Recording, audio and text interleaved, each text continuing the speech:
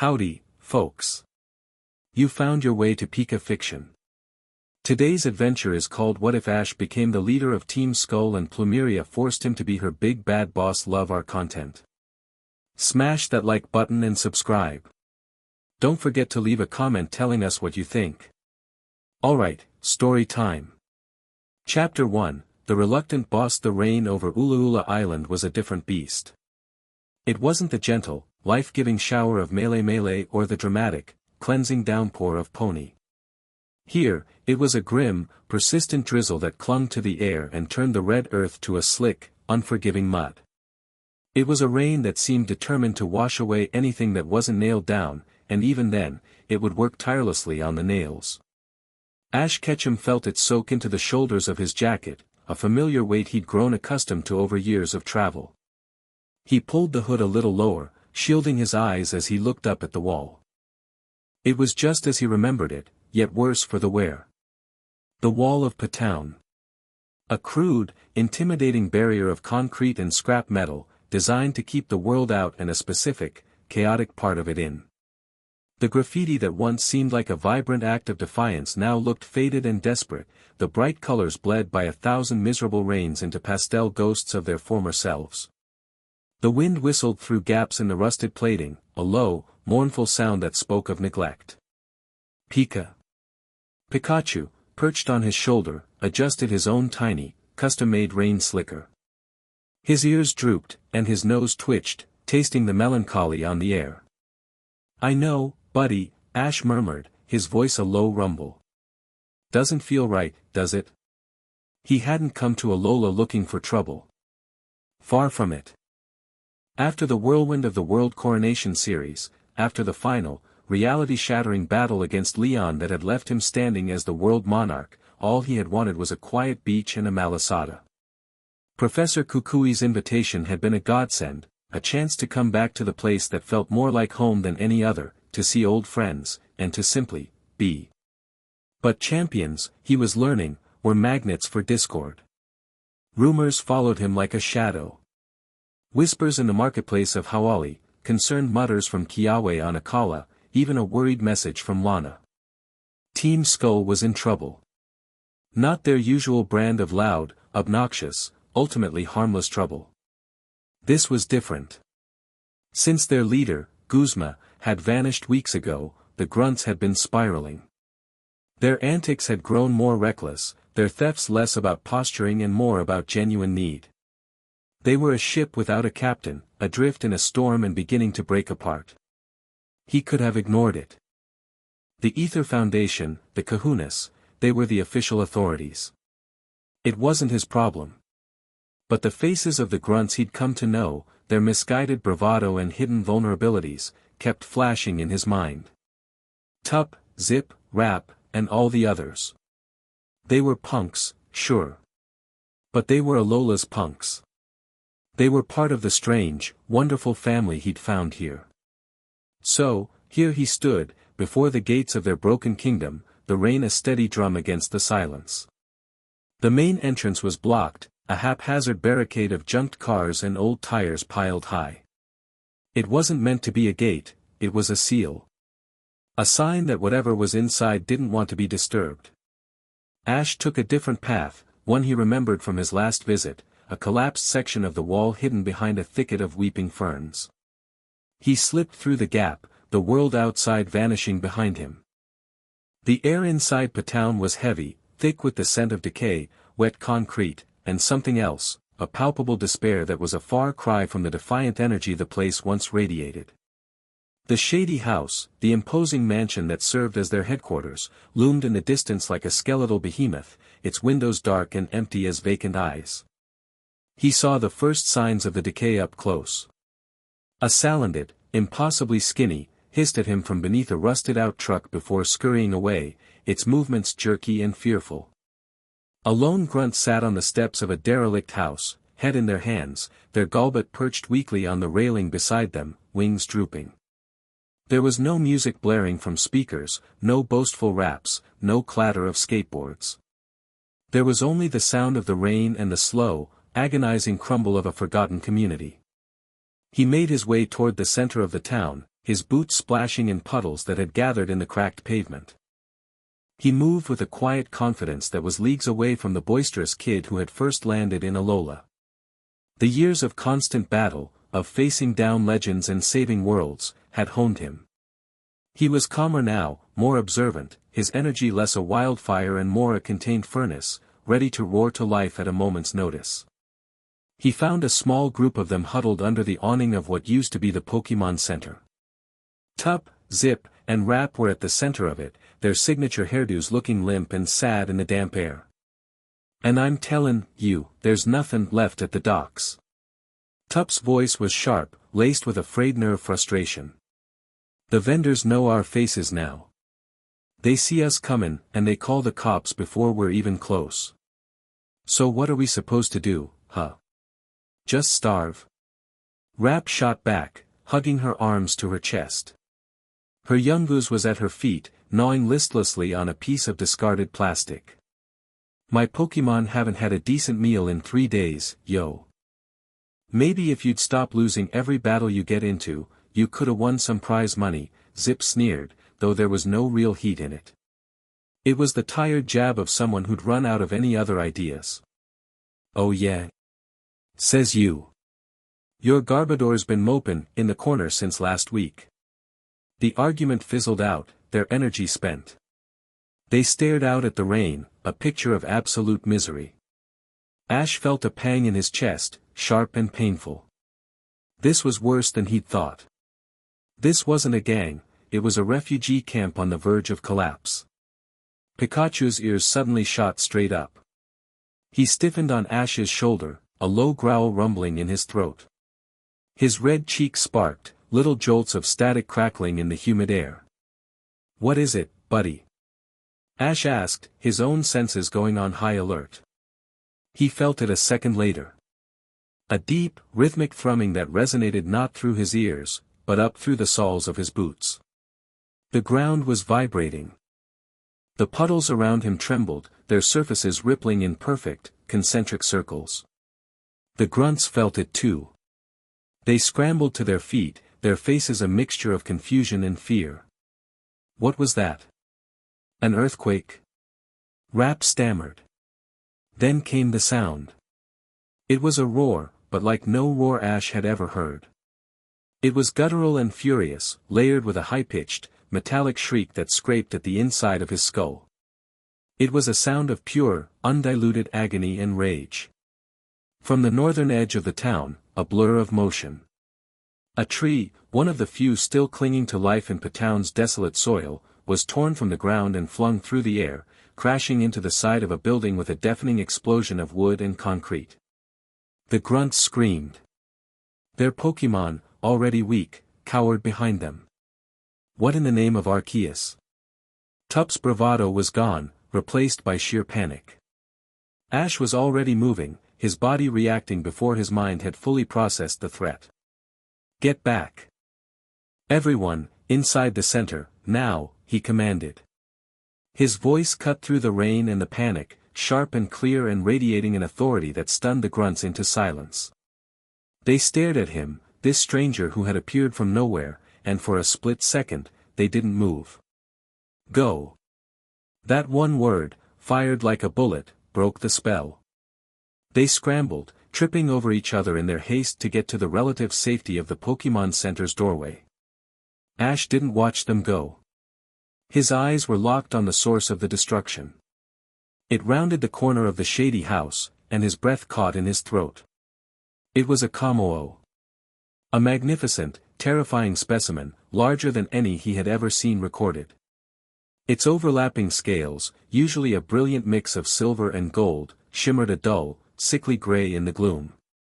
Its powerful legs churned, tearing up the pavement with every step. But it was the eyes that held him. They weren't the intelligent, proud eyes of a pseudo-legendary Pokémon. They were blazing pools of violet light, shot through with flickering, vein-like lines of a deeper purple. That same purple energy, faint but visible, pulsed in a web across its scales, seeming to burn it from the inside out. This wasn't just a rampaging Pokémon. This was a Pokémon in torment. It let out another of those soul-shredding roars and lowered its head, its gaze fixing on the huddled group of grunts. It was targeting them. "Pikachu, you ready?" Ash said, his voice dropping to a low, battle-ready calm. "Pikachu." Pikachu leaped from his shoulder, landing in a crouch on the wet ground before him.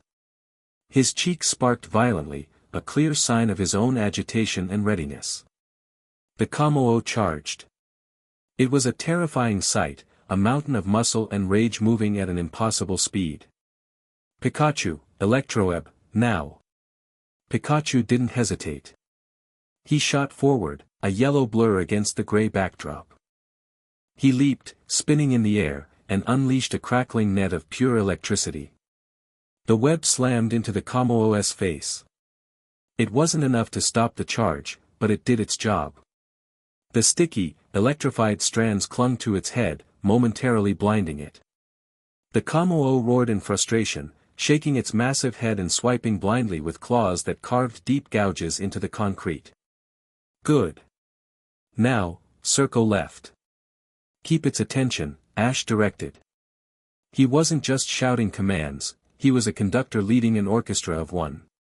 His mind was a whirlwind of calculations, the Kammo-o's speed, the terrain, the distance to the grunts, the strange purple energy. He had faced countless enraged Pokémon, but this was different. The movements were too erratic, too devoid of self-preservation. It was fighting like it was already dying. From a shadowed alcove atop a crumbling storefront, Plumeria watched. She had heard the roar and had come to see which of her idiots had stirred up a hornet's nest this time. But this was no hornet's nest. This was a cataclysm. She saw the grunts cowering and felt the familiar, bitter spike of protective anger. Then she saw him. The outsider. The hero boy from the Pokémon League, the one who had beaten Gladion and become Alola's first champion. He looked older, harder. And he was standing between her family and a monster. She watched, her arms crossed, her expression a mask of cynical appraisal, as the boy and his Pikachu moved with a terrifying, beautiful synchronicity. The Kammo-o finally tore the Electro-Ebb from its face, its scales crackling with residual energy. Its violet eyes burned with renewed fury and locked onto the tiny yellow mouse that had dared to impede it. It raised its arm, the scales on its tail beginning to vibrate, a sign it was preparing its signature clanging scales attack. "Don't let it!" Ash yelled. Iron tail on its front leg. Pikachu's tail hardened, glowing with a brilliant metallic sheen. He darted in, impossibly fast, weaving under a clumsy, rage-fueled swipe. He slammed the iron tail into the Kammo-o's knee joint. It wasn't a blow meant to cripple, but to unbalance. The giant Pokémon stumbled, its clanging scales attack sputtering out in a discordant clatter. It roared, more in frustration than pain, and swung its massive tail in a low, sweeping arc designed to pulp anything in its path. "Jump!" Ash commanded. Pikachu sprang into the air, clearing the tail by inches. "Now, Thunderbolt! Aim for the ground in front of it." Mid-air, Pikachu unleashed a torrent of lightning. It didn't strike the Kammo-o. It struck the puddle-filled street directly in its path. The water exploded in a flash of light and steam, the electricity conducting across the wet concrete. The Kammo-o bellowed as the charge surged up its legs, causing its muscles to seize. It wasn't a knockout blow, but another calculated disruption. Plumeria's eyes widened slightly. He wasn't trying to beat it. He was controlling it. Dissecting its every move, using its own rage and the environment against it. He was fighting like a scalpel, not a sledgehammer. She had seen strong trainers before. She had seen Guzma fight, a brutal storm of pure aggression. This was something else entirely. This was art. Ash saw his opening. The Kammo-o was momentarily stunned, its body spasming from the electric shock. This was his only chance. Brute force wouldn't save this creature, it would only kill it. He had to reach what was left inside. "Pikachu, cover me," he yelled, and then he did something Plumeria thought was certifiably insane. He ran toward the Kamoo. His feet pounded against the wet ground. The air grew thick and heavy, charged with the corrupting purple energy emanating from the Pokémon. It felt like walking through tar, a pressure building against his chest. He ignored it, focusing, reaching deep inside himself for the power that had always been there, a quiet wellspring he was only just beginning to understand. His aura. The Kamoo shook its head, the violet light in its eyes flaring. It saw him coming, a lone human, and its agony-fueled rage focused on this new, smaller target. It opened its mouth to unleash a dragon pulse, a sphere of draconic energy gathering in its throat. Pikachu! Pikachu, seeing the danger, unleashed the full force of his power. A massive thunderbolt, far more powerful than the last, slammed into the Kamoo's side. The creature shuddered, its aim faltering, the dragon pulse firing wide and obliterating the front of a derelict shop. The blast washed over Ash, the force of it staggering him, but he didn't stop. He was 10 feet away. 5. He could feel the creature's pain now, not just as an observation, but as a physical sensation in his own mind. It was a cacophony of fear, confusion, and a burning, consuming hunger that wasn't its own. He skidded to a halt just before it, his right hand outstretched. "It's okay," he said, his voice quiet but firm, a strange anchor in the chaos. "I'm not going to hurt you." A faint, blue light, almost invisible in the gray daylight, began to shimmer around his hand. The Kamoo, recovering from the thunderbolt, swung a clawed hand down at him, a blow that could crush steel. Ash didn't flinch. He didn't dodge. He stood his ground, his eyes locked on the Pokémon's, and pushed his hand forward. The blue light flared, forming a translucent shield of energy. The claws struck the aura barrier with a sound like grinding stone. The impact sent a shockwave up Ash's arm that made his teeth rattle, but the shield held. For a moment, Predator and would-be savior were locked in a stalemate. Then, Ash pushed. He didn't just push with his body, he pushed with his will. He channeled the calming, empathetic core of his aura through the barrier, a silent plea for peace, a direct counter to the violent, corrupting energy that had taken root in the Kamoo's soul. The Kamoo froze. Its raging violet eyes flickered. For an instant, a sliver of the creature's true self seemed to surface. A hint of confusion, of fear. The purple energy pulsing across its scales wavered, receding like a tide.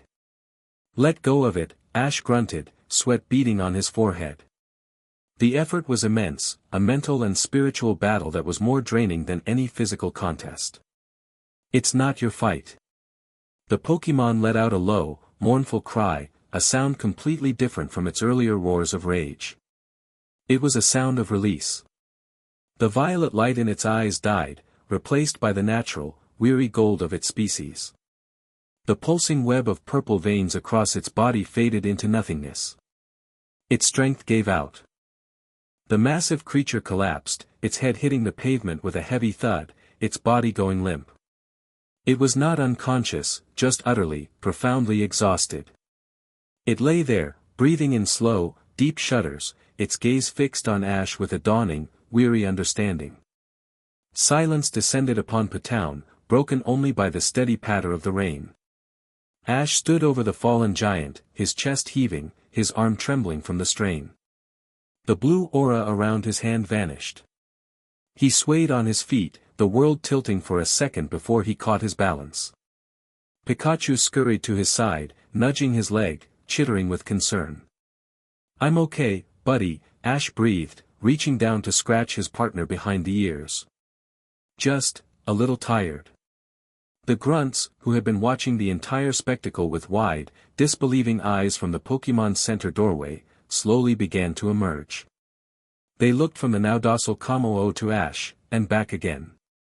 Their expressions weren't grateful, not yet. They were expressions of pure, unadulterated shock. They had just witnessed a level of power and control they couldn't possibly comprehend. Plumeria pushed off from the wall she'd been leaning against. Her cynical mask was gone, replaced by a look of intense, focused calculation. She had seen everything she needed to see. The raw power to stop a rampaging pseudo-legendary. The tactical brilliance to do it without killing it. And that strange, quiet authority that had made her grunts obey without question. He wasn't just a strong trainer. He was a leader. And in that moment, a desperate, audacious, and utterly brilliant plan began to form in her mind. Team Skull needed a boss. A big bad boss. One who was feared, respected, and strong enough to hold them all together. Guzma was gone. She couldn't do it herself, she was the big sister, the glue, not the iron fist. But this kid, this monarch, he was perfect. He was a weapon. And she would be the one to aim him. She moved out of the shadows, her boots making no sound on the wet street as she began to walk toward him. Her time for observation was over. It was time for a business proposition. Ash knelt beside the Kommo-o, gently running a hand over its bruised snout. The Pokémon didn't flinch. It let out a soft rumble, a sign of trust. It was drained, but the alien madness was gone. He felt a quiet satisfaction, but it was overshadowed by a chilling question: what had caused that in the first place? The purple energy, the mindless rage, it felt wrong. Unnatural. That was quite a show. The voice was low and husky, dripping with a familiar, weary sarcasm. Ash looked up. Plumeria stood a few feet away, her arms crossed, her pink and yellow streaked hair plastered to her head by the rain. She wasn't looking at him with awe, but with an unnerving intensity, like a master craftsman inspecting a new tool. It needed help, Ash said simply, getting to his feet. He felt a sudden exhaustion wash over him, the true cost of the aura expenditure making his knees feel weak. It needed to be put down before it leveled the whole town, she corrected, her gaze sharp. You handled it. Impressive. Didn't think you had it in you, champ. The title was a barb, not a compliment. Before Ash could respond, Tup and the other grunts cautiously approached, keeping a wide berth around the resting Kommo-o. Yo. Boss lady, what was that thing? Tup asked, his voice barely a whisper. And who's this guy? Rap added, pointing a trembling finger at Ash. He ain't one of us. Plumeria's eyes never left Ash's. He's the reason you're not all paced on the pavement, she said flatly. Now get lost. Go check the perimeter. See if that thing broke through the south wall. The grunts looked like they wanted to argue, but one look at Plumeria's thunderous expression and they thought better of it. They grumbled, shot wary glances at Ash, and shuffled off into the gloom. Now they were alone, save for Pikachu and the sleeping dragon at their feet. So, Plumeria began, taking a step closer. What's the world monarch doing slumming it in our forgotten little corner of Alola? Get lost on your way to a parade? I heard there was trouble, Ash said, meeting her gaze. He wouldn't be baited by her abrasive front. He'd seen past it before. I came to see if my friends were okay. Plumeria let out a short, harsh laugh. Friends? You beat our boss, humiliated us at the league, and then vanished. We're not your friends, hero. We're a mess you left behind. The words hit their mark. A flicker of guilt crossed Ash's face. He had won, and he had moved on. He'd never stopped to think about what would happen to Team Skull after its grand defeat, after Guzma had been given a chance to start over under Hala's tutelage. Where is Guzma? Ash asked, his voice quiet. Kukui told me he disappeared. Plumeria's face tightened. The sarcasm in her eyes was replaced by something raw and painful. He did. About a month ago. Was goin' on about some strange light he saw out past the ruins. Said it was a new kind of power, something that would make him unbeatable. He went chasing after it. She kicked at a loose piece of gravel. Never came back. Her voice dropped, losing its hard edge. And without him, it all fell apart. The grunts, they only listened to strength. Guzma was the strongest. He was the boss. I can keep them from killing each other, most days. But I can't lead them. I'm not him. She looked around at the decaying town, at the skeletal frame of the shady house. This is what's left. A bunch of scared, hungry kids with nowhere to go, lashing out because it's the only thing they know how to do. Soon, they'll get desperate enough to pull a job that lands them all in jail. Or they'll starve. Or a real monster, not a confused Pokemon, will wander in here and tear them to pieces. She finally looked back at Ash, and for the first time, he saw the full, crushing weight of her burden. The big sister of Team Skull was terrified. Terrified of failing the only family she had ever known. "What you just did," she said, her voice barely audible over the rain. "The way you fought. The way they listened to you, even for a second. That's the kind of strength they understand. The kind they need." She took a final step, standing directly in front of him. The air crackled with a sudden, palpable tension. This was it. The reason she had cornered him. "I'm not asking for your help," she said, her voice regaining its steel, but this time it was the steel of a gambler making an all-in bet. "I'm giving you a job." Ash stared at her, confused. "A job?" "Team Skull needs a boss," Plumeria declared, her eyes burning with a desperate, feverish light. "Someone stronger than Guzma ever was. Someone who can command respect, who can protect these idiots from themselves and from the world. I just watched you calm a rampaging monster with your bare hands after your Pikachu danced circles around it. You're the strongest trainer I've ever seen. Maybe the strongest in the world." She jabbed a finger into his chest, her touch surprisingly firm. "So here's the deal, Monarch. You become the new leader of Team Skull. Our big bad boss. You give them a purpose. You give them a leader to fear and to follow. You keep this family from shattering into a million pieces." Ash was speechless. He took a step back, shaking his head. "What? No.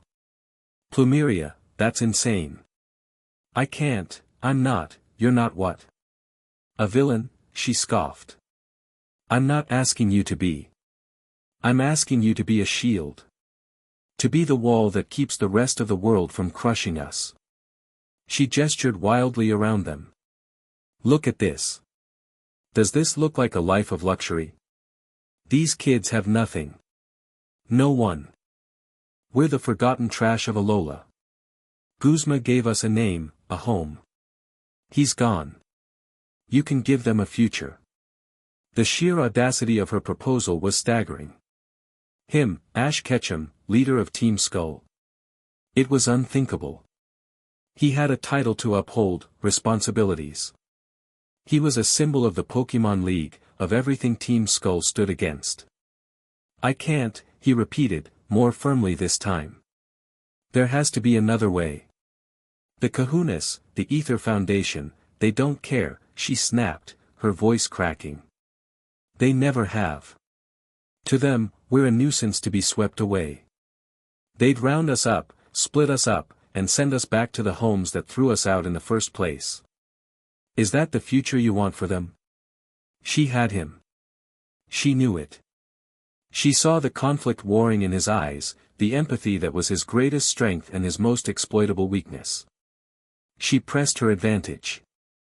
"I'm not threatening you," she said, her voice softening again, becoming a conspiratorial whisper. "I'm giving you a choice. A real one. You can be the hero. You can walk away right now. Fly back to your palace or your fancy champion duties and forget you ever saw this. Forget the hungry faces, forget the fact that these kids are one bad day away from oblivion." She let that sink in, the words hanging in the damp air between them. "Or," she continued, her gaze unwavering, "you can do something that actually matters. Not for a trophy, not for a title. For them." She gestured back toward the Pokemon Center, where the silhouettes of the grunts were visible in the doorway, watching them. Be their big bad boss. Their Skull King. Your choice, Ash Ketchum. Save the world, or save us. The rain continued to fall, washing over the broken town. Ash looked from Plumeria's fierce, desperate face to the huddled, lost figures of the grunts. He looked at the sleeping Kamoo, a victim of some unknown darkness. He felt the weight of his crown, the title of monarch, not as a prize, but as a crushing responsibility. He had the power to walk away. He had the power to change everything. And Plumeria, with the cunning of a master strategist, had just turned his own conscience into a cage. He was trapped. Chapter 2, The Proving Ground. The rain fell on Ash Ketchum's silence. Plumeria's words, a cocktail of bitter truth and desperate manipulation, hung in the air, more chilling than the Ulula damp. Save the world, or save us. It wasn't a choice, it was a condemnation. He could uphold the abstract ideal of the world monarch, a distant symbol of strength, or he could use that strength right here, right now, for a handful of forgotten souls. In the end, was there really a difference? A monarch protected his people. And standing before him, whether they knew it or not, were people who needed protection. He let out a long, slow breath, the vapor pluming in the cold air. Pikachu looked up at him, his small face a mask of concern, sensing the monumental weight of the decision. Ash gave a small, almost imperceptible nod. Fine, he said. The word was quiet, but it landed with the force of a gavel. Plumeria's carefully constructed mask of defiance wavered, a flicker of profound relief flashing in her eyes before she clamped it down. Fine. Fine, Ash repeated, his gaze hardening as he met hers. He was no longer the reluctant tourist. He was the one setting the terms. I'll do it. I'll be your boss. He took a step forward, closing the space between them, his presence suddenly immense. But you need to understand something. This isn't a game. If I'm the boss, I'm the boss. We do things my way. No arguments. No exceptions. A spark of her old fire returned. And what way is that, exactly? You gonna teach us all to sing and hold hands? Rule number 1, Ash said, ignoring her jab. His voice was low and absolute. The petty crime stops. Now. No more shaking down vendors, no more swiping malasadas, no more scaring tourists. It's over. Plumeria blinked, taken aback by the immediacy and the sheer absurdity of the command. And how are they supposed to eat? Hope berries fall from the sky. That's my problem to solve, not yours to worry about, he countered. Rule number 2, we get stronger. All of us. Not to take what isn't ours, but to protect what is. This town, each other, anyone who can't protect themselves. That's our new job. He looked past her, toward the dilapidated shady house, a dark monument to their desperation. Guzma told you that being strong meant you could crush anyone who got in your way. He was wrong. Being strong means you can lift up the people who have fallen. Plumeria stared at him, a storm of conflicting emotions on her face. Skepticism, hope, and a deep-seated cynicism all vied for control. This was not the deal she had envisioned. She wanted a bulldog to keep the wolves at bay, and he was talking like a kahuna. But the look in his eyes, it was the same unwavering certainty he'd had when facing down the Kamoo. It was the look of someone who did not know how to fail. They're never gonna go for it, she finally said, her voice a low murmur. You can't just walk in and change who we are. I'm not asking them, Ash said, turning to walk towards the center of town. I'm telling them. He stopped and looked back at her over his shoulder. Are you with me, Plumeria? I can't do this if their big sister is fighting me every step of the way. It was her turn to be trapped. She had set the board, and now he was dictating the moves. She let out a frustrated sigh, running a hand through her wet hair. Yeah, fine. I'm with you, boss. The title felt foreign and bitter on her tongue. But when they try to tear you limb from limb, I'm only saving the good parts. Fair enough, Ash said with the ghost of a smile. Gather everyone in the shady house. It's time for the new boss to meet the team. The main hall of the shady house was a testament to Team Skull's decline. The once gaudy throne sat askew, one of its skull-adorned arms broken off. Dust motes danced in the few beams of grey light that penetrated the grimy windows. The air was stale with the smell of old food and unwashed laundry. Around 30 grunts were gathered, a chaotic sea of black and white, their faces a mixture of sullen, curious, and openly hostile. They muttered amongst themselves, their voices echoing in the cavernous space. Plumeria stood on the slightly raised dais, her arms crossed. Ash stood beside her, silent and observant, his Pikachu at his feet. He took in every face, every nervous tick, every defiant posture. "All right, listen up, you pack of numbskulls." Plumeria's voice cut through the chatter, instantly silencing them. Years of being their de facto caretaker had earned her that much. Things are gonna change around here. Guzma's gone. We've been falling apart. You all know it. A fresh wave of murmuring swept the room. So I found us a solution, she continued, her voice flat and emotionless. She jerked a thumb toward Ash. Meet the new boss. The silence that followed was absolute, a heavy, disbelieving void. Then, it shattered. A wave of laughter, sharp and derisive, erupted from the crowd. "You're kidding, right?" Tup yelled out, stepping forward from the group, flanked by Zip and Rap. "Him. The pretty boy champion who kicked our butts. That's your big idea? He's an outsider." Rap shouted, her young goose baring its teeth. "He's everything we're not." "Yeah. We don't need a boss," another grunt yelled from the back. "We do what we want." Ash stepped forward. He didn't raise his voice. He didn't have to. "You do what you want," he said, his calm tone cutting through the noise, "and you starve. You do what you want, and your Pokémon get weaker every day.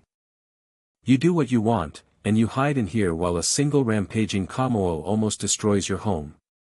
His words struck a nerve. The grunts flinched, the mockery dying on their lips. They had all heard the roar. They had all felt the terror. Tup, however, wasn't ready to back down. His pride was on the line. He puffed out his chest, the skull medallion on his necklace glinting dully. "We coulda handled it. We don't need you comin' in here, actin' like you own the place." "You think so?" Ash asked, his expression unreadable. "I know so." Tup shot back, emboldened. "In Team Skull, strength is everything. The boss is the boss, 'cause he's the strongest. You wanna be the boss?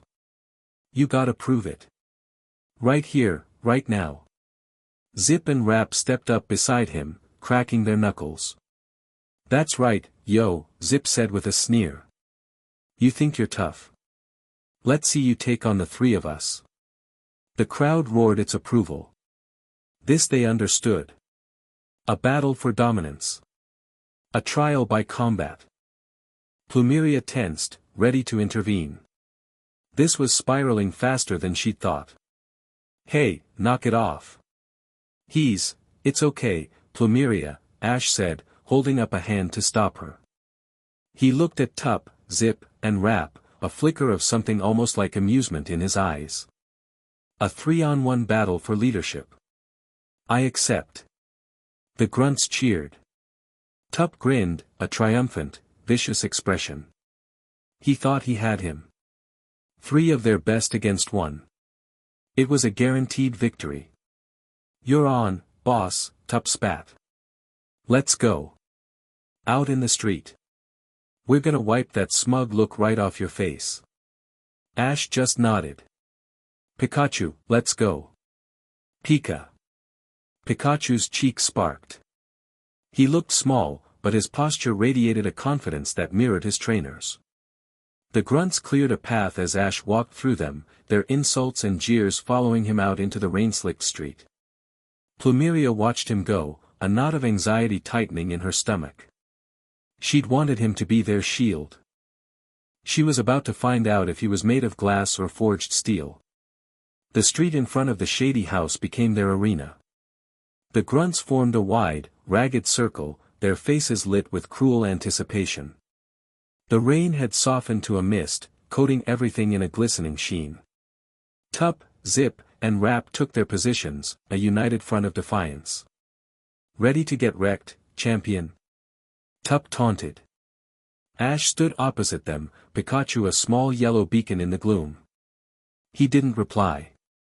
He just watched, his focus absolute. "Go, Salazzle!" Tup roared, throwing his Pokeball. The toxic lizard Pokemon appeared in a flash, its sleek, dark body exuding a confident menace. "Zubat, let's go!" Zip yelled. The bat-like Pokemon materialized, flapping its wings and letting out a sharp cry.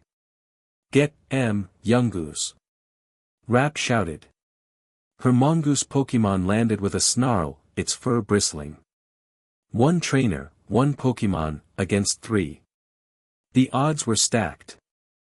The grunts were practically vibrating with excitement. "Salazzle, use Toxic on the rat." Tup commanded. "Zubat, leech life." Yungoos, hit with a Hyper Fawn. The 3 attacks launched simultaneously. A stream of purple poison, a shimmering green energy, and a set of furiously gnashing teeth all converged on Pikachu's position. It was a clumsy, overwhelming barrage designed to end the fight before it began. "Dodge," Ash said, his voice level. Pikachu vanished. He moved with a speed that seemed to defy physics, a blur of yellow that was simply not there when the attacks landed. The toxic splattered uselessly on the pavement, Hyper Fawn bit into empty air, and the leech life dissipated. The grunts' cheers faltered. Tup's jaw tightened. "He's fast, so what?" he muttered. "Surround him. Don't give him anywhere to run." Zubat flew high, Salazzle circled left, and Yungoos charged straight ahead. They were trying to box him in. It was basic, but against a single opponent, it should have been effective. "You're getting in each other's way," Ash stated, not as a taunt, but as a clinical observation. "Your lines of fire are crossed." Pikachu, Electroweb. Center. Pikachu leaped straight up, flipping in the air. He didn't aim at any one Pokemon. He fired the crackling net of electricity directly into the middle of the triangle they had formed. The web expanded, catching all 3 of them. It wasn't strong enough to hold Salazzle for long, but Yungoos and Zubat were immediately ensnared, struggling against the sticky, shocking strands. "What? Get out of there!" Zip panicked. "Now, Pikachu. Quick attack on Yungoos," Ash commanded. Pikachu shot forward like a thunderbolt, slamming into the trapped Yungoos. The smaller Pokemon cried out and slumped to the ground, unconscious, the sparks from the Electroweb fizzling out around it. One down. It had taken less than 30 seconds. Rap gasped, quickly recalling her Pokemon. The grunts in the crowd were dead silent. The cocky smirks were gone, replaced by wide-eyed disbelief. "Salazzle, burn that web off Zubat with flame burst." Tup ordered, adapting. It was a good call. Salazzle spat a ball of fire that incinerated the part of the web holding Zubat, freeing it. "See? We can still, you're not paying attention," Ash cut in.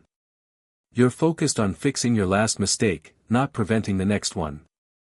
Pikachu, Iron Tail. Deflect. Zubat, now free, dove at Pikachu, its fangs bared for a bite attack. Simultaneously, Pikachu's tail glowed with a metallic sheen. He didn't dodge.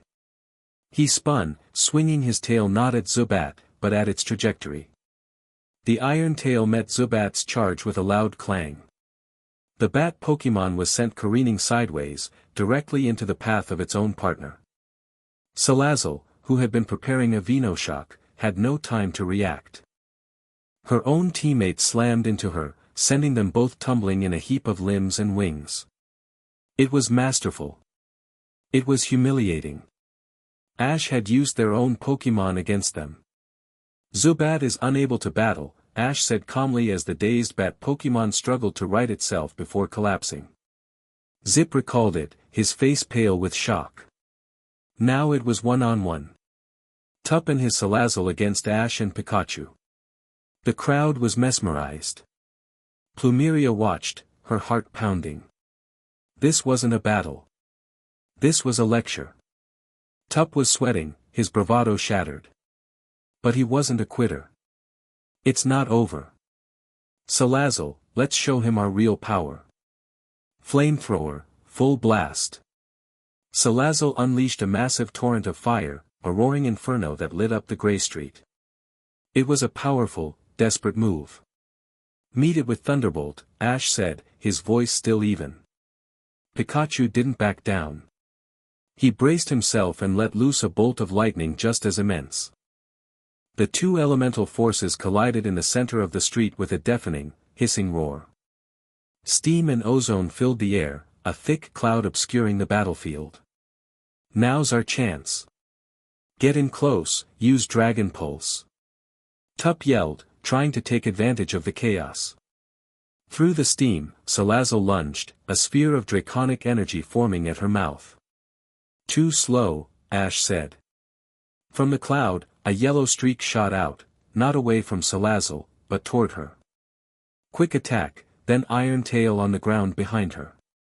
Pikachu slammed into Salazzle's chest before she could fire the Dragon Pulse, knocking the wind out of her. The sphere of energy fizzled away. As she staggered back, Pikachu landed, spun, and smashed his glowing tail into the slick pavement just behind her heels. The impact wasn't on her, but the concrete shattered, throwing her completely off balance. She stumbled, falling hard onto her back. She was vulnerable. Defeated. This was the moment for the final, crushing blow. The crowd held its breath. But Ash didn't give the command. Instead, he spoke to Tup, his voice carrying across the silent street. Your Salazzle has guts. Her flamethrower is strong, and she's fast. But you rely too much on her power. You leave her wide open after every big attack. A real battle isn't just about hitting hard. It's about what you do in the second after you hit. Tup stared, dumbfounded. He was being coached. In the middle of his own public humiliation, the man who was dismantling him was telling him how to be better. Salazzle, driven by a fierce loyalty, pushed herself back onto her feet. She was breathing heavily, covered in scrapes, but she was still ready to fight. She let out a defiant hiss. Ash nodded, a sign of respect. She's got heart, Tup. You just need to learn how to use it. Pikachu, Volt Tackle. It was time to end it. Pikachu became a living projectile of pure electricity, rocketing across the street. He wasn't aiming for a knockout blow to the head or chest. He moved with impossible precision, striking Salazzle on the shoulder with just enough force to spin her around and send her sprawling to the ground, her fighting spirit finally extinguished. She lay there, conscious but completely beaten. The battle was over. Absolute silence reigned. The grunts looked from the defeated Salazzle, to their shell-shocked de facto leader Tup, and then to Ash. He stood there, calm and composed, his Pikachu hopping back to his side without so much as a heavy breath. He hadn't just won. He had dissected them, exposed every weakness, and then, in a final, bewildering act, shown them the path to strength. He had beaten them, but he hadn't broken them. Ash walked over to Tup, who was frozen in place, staring at his fallen Pokémon. Ash knelt, pulling a small spray bottle from his belt. It was a potion. He began to gently spray Salazzle's scrapes. She fought well, Ash said quietly. You should be proud of her. Tup flinched as if he'd been struck. He looked at Ash, then at his Salazzle, who was already looking better under the potion's effects. He saw no mockery in Ash's eyes, no gloating. Only a quiet, sincere respect for his Pokémon. Something inside Tup broke. The anger, the pride, the defiance, it all crumbled away, replaced by a dawning, humbling realization. This man wasn't just stronger than him. He was on a different plane of existence. Slowly, Tup recalled his Salazzle. He stood up, looked Ash straight in the eye, and gave a stiff, formal bow, the Team Skull way. "You're the boss," he said, his voice rough with emotion. One by one, the other grunts followed suit. Zip, Rap, and then the entire crowd, a wave of black and white uniforms bending in a unified gesture of submission and, for the first time, respect. Ash looked out at the sea of bowed heads. He had their fear. He had their obedience. And he had just planted the first seed of something far more valuable, their loyalty. The days that followed were a blur of organized chaos. Ash was true to his word. The morning after the battle, he gathered the grunts in the now quiet hall of the Shady House. His first official order as boss was simple and met with stunned silence. "We're cleaning this place up." There was grumbling, but no open defiance. Tup, Zip, and Rap, in a surprising turn, were the first to grab brooms and trash bags. Their defeat had transformed their hostility into a grudging, almost fanatical, devotion. If the boss said clean, they would clean. Patown, for the first time in years, was filled not with the sound of rap battles and breaking glass, but with the scrape of shovels, the groan of rusted metal being moved, and the shouted coordination of work crews. Ash was everywhere. He wasn't a distant king on a throne, he was in the dirt with them, hauling rubble, patching roofs, and rewiring the busted generator that powered the Shady House. He worked harder than any of them, his stamina seemingly endless. Once the town was habitable, the real work began. Training. At dawn every morning, he had them assembled in the newly cleared central plaza. "Your Pokémon are a reflection of you," he announced on the first day. "They're weak because you're undisciplined. That ends today." He didn't just train them, he broke down the very concept of battling and rebuilt it from the ground up.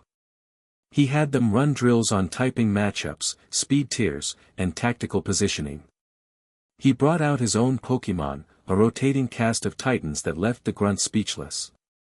His Dragonite, with its cheerful disposition and earth-shattering power, would demonstrate the difference between a brute force attack and a strategically aimed one. His Lucario, silent and intense, would lead sparring sessions, not just defeating the grunt's Pokémon but flowing around them, using its aura to sense and expose their every hesitation, their every flaw in form. He taught them that a Golbat's speed was more valuable than its bite, that a Salandit's corrosion ability could be used to strategically weaken defensive walls, not just to inflict poison. He taught them to see their Pokémon not as weapons, but as partners. Plumeria watched it all from the sidelines, a permanent expression of bewildered skepticism on her face. He was turning her gang of misfits into a disciplined fighting force. They were still loud, they were still crude, but there was a new light in their eyes. A purpose. They walked with a new swagger, one born not of false bravado, but of genuine, growing confidence. One evening, after a grueling day of training, she found him alone on the roof of the Shady House, staring out at the sunset painting the sky in hues of orange and purple. "You know," she said, leaning against the ledge beside him, "I asked for a boss, not a drill sergeant from a cheesy movie." Ash smiled, not turning to look at her. "Is it working?" "They're listening to you," she admitted, her voice softer than usual. "They're actually trying. But training drills and cleanup duty don't put food on the table, Ash. They're getting hungry. The goodwill you've earned is going to run out." It was a fair point, one that had been weighing on him. He finally turned to face her. "I have a plan for that. But I need to make a call first." He pulled out his Rotom phone. "I need you to trust me." She looked at him, at the quiet certainty in his eyes. A week ago, she would have laughed in his face. Now she just nodded. "Fine. But if your plan involves asking the Ether Foundation for charity, I'm out." It doesn't, he said, and dialed a number. A few hours later, a large, unmarked van rumbled to the sealed-off gates of Patown. The driver, a grizzled old man with a kind smile, was met by Ash. After a brief conversation, the back of the van was opened. It was filled to the brim with boxes of Pokémon food, fresh produce, and enough bread, rice, and supplies to feed an army for a month. When the grunts saw the haul, they erupted into cheers. Plumeria stared at the mountain of food, then back at Ash, who was helping to unload boxes. "How?" she demanded, walking up to him. "Who?" "An old friend," Ash said simply. "He owns a restaurant on Mele Mele. Let's just say I've been a very good customer over the years." He was happy to help. She was stunned into silence. He hadn't used his title. He hadn't used his authority. He had called in a favor, a personal connection. He had provided for them not as a monarch, but as a friend. Later that night, as a celebratory bonfire raged in the plaza and the grunts and their Pokémon ate their first full meal in weeks, she found him again, tending to Zip's Garbodor in a quiet corner. The trubbish Pokémon had been listless for days, refusing to eat.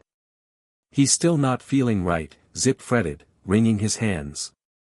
"It's okay," Ash said, gently examining the Garbodor. "We'll figure it out." Plumeria leaned against a nearby wall, watching them. "You know," she said, her voice low. "All this, being nice, teaching them, feeding them, it's not what a big bad boss does." Ash looked up from the Garbodor, his expression serious. "Guzma's way led to this," he said, gesturing to the broken town around them. "To hunger and despair. Maybe it's time Team Skull tried a new way." He looked at her, his gaze direct and challenging. "Maybe it's time being bad meant being bad for the people who want to hurt you, not for the people you're supposed to protect." The sincerity of it, the simple, powerful truth in his words, struck her like a physical blow. She had wanted to use him, to shape him into the weapon she needed. But she was beginning to realize she was the one being changed. Suddenly, the Garbodor let out a pained, guttural groan. Its body seized, and a faint, sickly purple light began to pulse from under its skin, forming a familiar, vein-like pattern. Its eyes, which had been dull and listless, snapped open, blazing with the same violet, mindless rage Ash had seen in the Kamo. "Zip, get back!" Ash yelled, shoving the startled grunt away. The Garbodor roared, a foul stench billowing from its body. It swung a massive, trash-laden arm, not at Ash, but at a group of nearby grunts, who screamed and scattered. The air grew thick with that same corrupting energy, a pressure that felt like a physical weight. "Not again," Ash breathed, his blood running cold. Plumeria was already moving, her Salazzle appearing at her side in a flash of light. "Salazzle, flame burst. Get its attention." A ball of fire exploded on the Garbodor's back, making it roar and turn its glowing eyes on them. "Plumeria, I need an opening." Ash shouted, his mind racing. He was still tired, the aura he'd used on the Kamo not fully recovered. This would be harder. Use Venoshock. Keep it distracted. On it, she yelled back, a thrill of adrenaline cutting through her shock. For the first time, they weren't manipulator and tool, they were partners in the chaos. Salazzle spat a glob of viscous poison that struck the Garbodor, making it howl in fury. It began to charge at them, its movements jerky and unnatural. "Now!" Ash said, and ran forward. He slid under a wild swing, his hand glowing with that faint blue light. He pressed his palm against the Garbodor's side, gritting his teeth as he channeled his aura into the corrupted Pokémon. The resistance was immense. It felt like pushing against a solid wall of malevolent energy. The purple light flared, fighting him, trying to push back into his own system. He felt a wave of nausea and a spike of cold dread, the miasma's influence trying to find purchase in his own mind. He roared, pushing with everything he had left, pouring his own life force into the act of purification. The blue light of his aura flared brightly, overwhelming the sickly purple. The Garbodor convulsed one last time and then collapsed, the violet glow in its eyes fading, its body going limp. Ash stumbled back, catching himself on a wall, his chest heaving. He was pale and trembling, the effort having taken a far greater toll this time. Plumeria rushed to his side, her usual sarcasm completely gone, replaced by genuine concern. "Ash. Are you okay?" He nodded, taking deep, shuddering breaths. "I'm fine." He looked at the now sleeping Garbodor, then at her. The implications were chillingly clear. "The Kamoo," he said, his voice strained. It had the same energy. The same purple light. Plumeria's face was grim, her eyes wide with a new kind of fear, a fear that went beyond hungry grunts and a broken home. "This isn't some random sickness, is it?" she whispered. "It's spreading." They stood there in the flickering firelight, the sounds of the oblivious celebration seeming a world away. They had a home to protect, a family to feed, and a new order to build. But now, a shadow was falling over Alola, a creeping, consuming darkness that was already inside their walls. And they were the only ones who seemed to know it was there. Chapter 3, An Act of War, an Act of Grace. The new rhythm of Patown was jarring. For the first time in its existence, the town had a pulse that wasn't frantic or failing. It was steady. Strong. At dawn, the air filled with the sharp cries of Pokémon and the shouted commands of their trainers, a cacophony of drills and sparring sessions. The grunts, once a collection of slouching malcontents, now moved with a purpose. Their shoulders were back, their eyes were sharp, and the familiar skull bandanas were now worn like a uniform, not a disguise. Ash had transformed them. Tup, Zip, and Rap, his first challengers, had become his most fervent lieutenants. They led the training squads, their old taunts and boasts replaced with sharp, constructive criticism that sounded suspiciously like things Ash had told them. "Yo, your form is trash." Tup barked at a younger grunt whose gullet was wobbling in the air. "Keep its wings steady. The boss says power comes from control, not from flap-pin around like a scared pidgey." Plumeria watched it all from the porch of the shady house, a cup of stolen Ether brand coffee in her hand, a relic from the old days. She watched Ash move through the drills, a quiet center to the whirlwind of activity. He was currently sparring with a handful of grunts, his Lycanroc a russet blur of motion. It wasn't a battle, it was a dance. Lycanroc flowed between a Salandit's Ember and a Yungosa's Bite, its movements economical and precise, before using Accelerock to tap both Pokémon gently, ending the match without causing any real harm. "See the opening?" Ash called out, his voice carrying easily over the din. They were so focused on attacking, they left a wide lane right between them. "Use their aggression to create your opportunity." The grunts nodded, their faces alight with understanding. Plumeria took a slow sip of her coffee. It was unnerving. He was building a better Team Skull, a stronger family. He was delivering on every impossible promise. But his methods, his constant talk of protection and control, felt like a language she was only just beginning to learn. Her entire life had been about survival, about lashing out and taking what you needed before someone else took it from you. Ash was building an army to give, not to take. The cognitive dissonance was giving her a headache.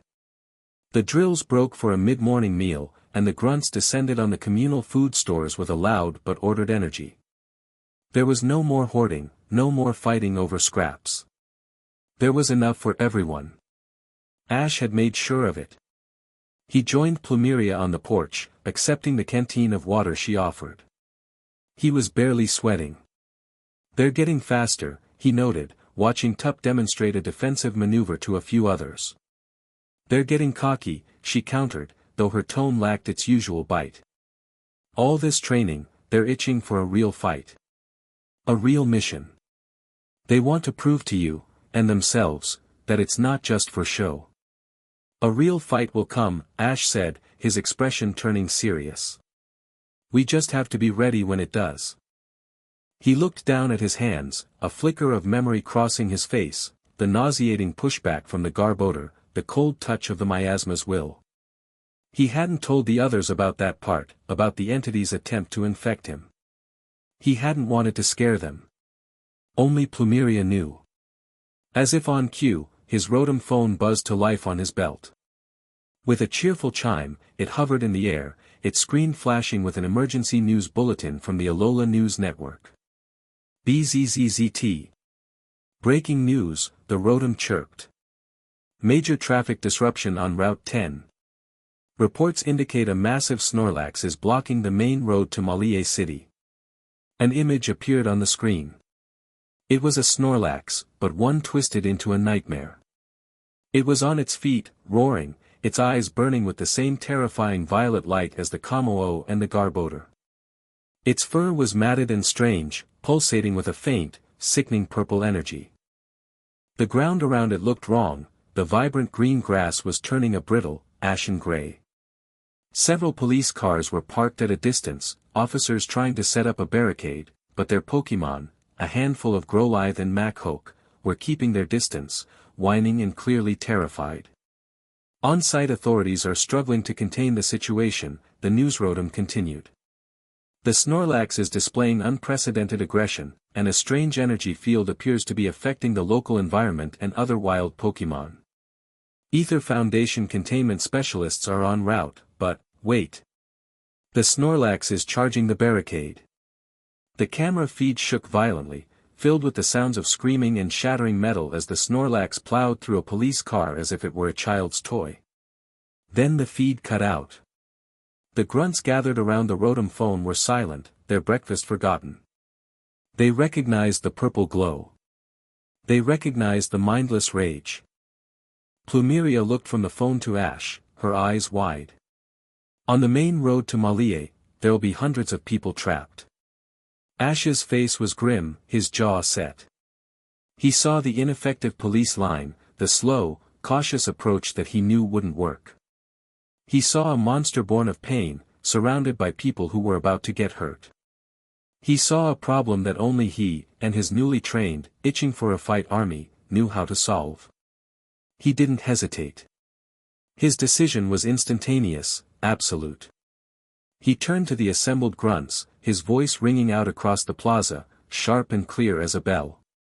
"All right, you heard her," he said, his gaze sweeping over their eager, nervous faces. "You wanted a real mission. You got one." A wave of excited energy surged through the crowd. "Gear up," Ash commanded, his voice leaving no room for argument. "Full teams. We're moving out in 5. He looked at Plumeria, a silent question in his eyes. She stared back, the full weight of his decision crashing down on her. This wasn't some back alley brawl or a monster in their own abandoned town. This was a public debut. This was a declaration. She saw the immense risk, the potential for disaster. But she also saw the opportunity. A chance to show Alola, to show the world, what the new Team Skull could do. A slow, dangerous smile spread across her face. "You heard the boss," she yelled to the grunts, her voice dripping with excitement. "Let's go show them how it's done. Time to wreck it." A unified, deafening roar was her answer. Yeah. Team Skull was going to war. The ride to Route 10 was a thunderous procession. The roar of a dozen souped-up motorcycle engines echoed through the Ulaula Highlands. But this was not the chaotic swarm of old. They rode in a disciplined formation, a V-shape with Ash at its point, his Lycanroc running effortlessly beside him, its paws barely seeming to touch the ground. Plumeria was right behind him, her Salazzle perched behind her, its tail wrapped around her waist. The grunts followed, their movements coordinated, their usual jeers and catcalls replaced by a tense, focused silence. They looked less like a gang and more like a cavalry unit on its way to battle. They crested a hill and saw the scene below. It was worse than the news report had shown. A massive traffic jam stretched for miles, a ribbon of trapped cars and buses. A wide cordon had been established, manned by frantic police officers and a team of Ether Foundation employees in their sterile white uniforms. And in the center of it all, the Snorlax. It was a force of pure destruction. It lumbered back and forth in a cleared area now 100 yards wide, a blight zone where the very earth seemed to have died.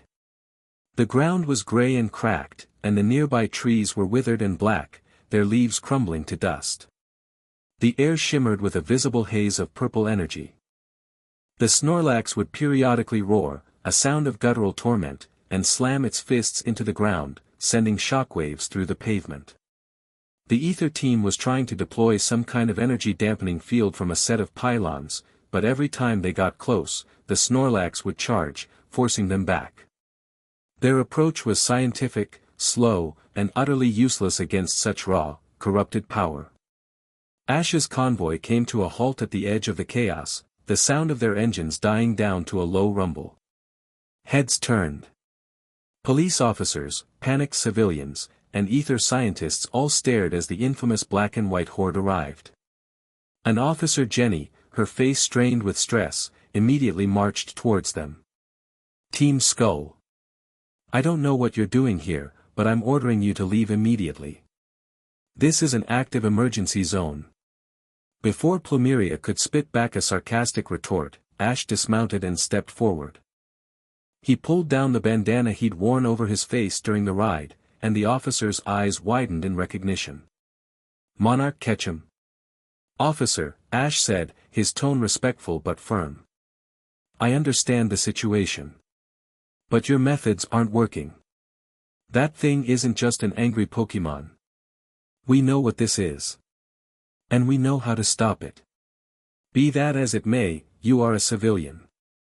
And this, she gestured to the grunts, is a known criminal organization. I can't allow you to interfere.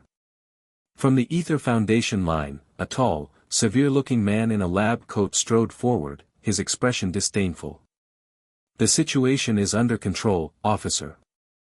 The Ether Foundation has protocols for dealing with anomalous energy signatures. We don't require assistance from delinquents. The Snorlax chose that moment to roar and hurl a chunk of ripped-up asphalt through the air. It crashed into one of the ether pylons, shattering it into 1,000 pieces. The scientist flinched back, his face paling. Ash didn't waste another second on debate. He turned to his team. Plumeria. Take Squad 1, secure the perimeter. Help the police get these civilians moved back another half-mile. No one gets past you. Top. Squad 2, with me. We're on containment. Zip, Rap, you're on distraction. Go. His orders were clear, concise, and delivered with the absolute certainty of a general on the battlefield. The grunts didn't hesitate. They moved as one, a disciplined force unleashed. You heard him. Let's move, let's move. Plumeria yelled, leading a group of grunts toward the panicked civilian line. They started directing traffic, their loud, intimidating presence surprisingly effective at getting scared people to move quickly. Tup led his own squad, their Golbats and Salandits fanning out to form a loose circle around the blight zone, cutting off the Snorlax's escape routes. The ether scientist and officer Jenny could only stare, dumbfounded, as this gang of thugs operated with more efficiency and purpose than their own trained teams. Let's go, yo! Rap shouted. She and Zip ran forward, sending out their Pokemon. A Yungoos, a Raticate, a Garbodor. They weren't powerful, but they were fast and annoying. Garbodor, sludge bomb to the left. Zip commanded. Raticate, use scary face. Rap ordered. They harried the Snorlax, lobbing attacks from a safe distance, making it turn, roar, and swipe at them. They were pulling its attention, creating the chaos Ash needed. What do you think you're doing? The ether scientist shrieked, finally finding his voice. You're agitating it further. We're keeping it from charging you, Ash said without looking at him. He was watching the Snorlax's movements, the rhythm of its rage. Lycanroc, with me. He started to walk forward, into the blight zone. The dead, gray earth crunched under his boots. The purple haze in the air felt like static on his skin, a pressure in his lungs. It was stronger here, thicker. The Snorlax saw him. This new target, walking calmly into its domain of pain. It let out a furious bellow and charged, its immense bulk shaking the very ground. Lycanroc, Stone Edge. Ash commanded. Lycanroc barked and slammed its paws on the ground. A series of sharp, glowing blue pillars of rock erupted from the earth directly in the Snorlax's path. The corrupted giant didn't slow down. It smashed through them, rock exploding around it, but the impacts broke its momentum. It stumbled, slowed for just a crucial second. Now. Close combat. Lycanroc became a streak of red-hot fury. It closed the distance in a heartbeat, unleashing a blistering series of slashes and bites on the Snorlax's legs and torso. It wasn't doing major damage, but it was forcing the giant to focus, to swing its massive arms wildly. From all around, the public, the police, and the ether teams watched, mesmerized. A single Rotom drone, belonging to the news network, had braved the chaos and was hovering high above, its lens capturing every moment. The Snorlax, enraged, finally managed to land a blow, a massive hammer arm that Lycanroc dodged at the last second, but the shockwave sent it skidding back. The Snorlax raised both fists, preparing to bring them down in a devastating body slam. This was the opening. That's it, Lycanroc. Fall back. Ash yelled. Then, to the astonishment of everyone watching, he ran forward, directly into the path of the descending fists. Ash.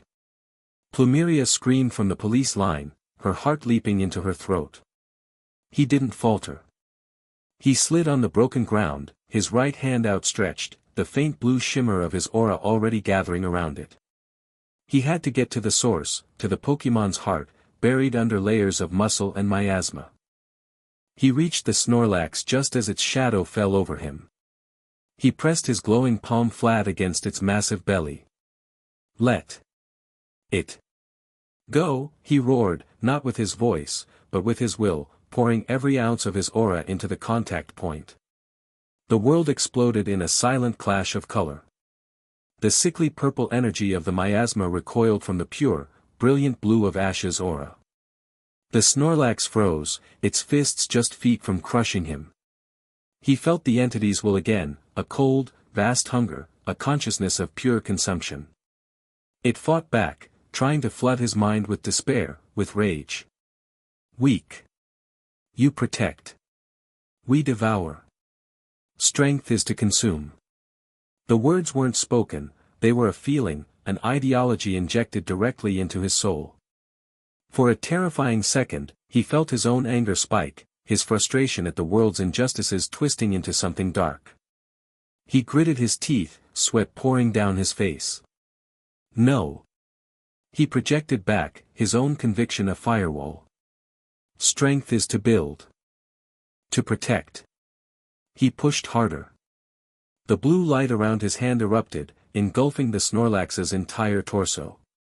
The purple energy across its body flickered, sizzled, and then shattered like glass, dissipating into nothingness.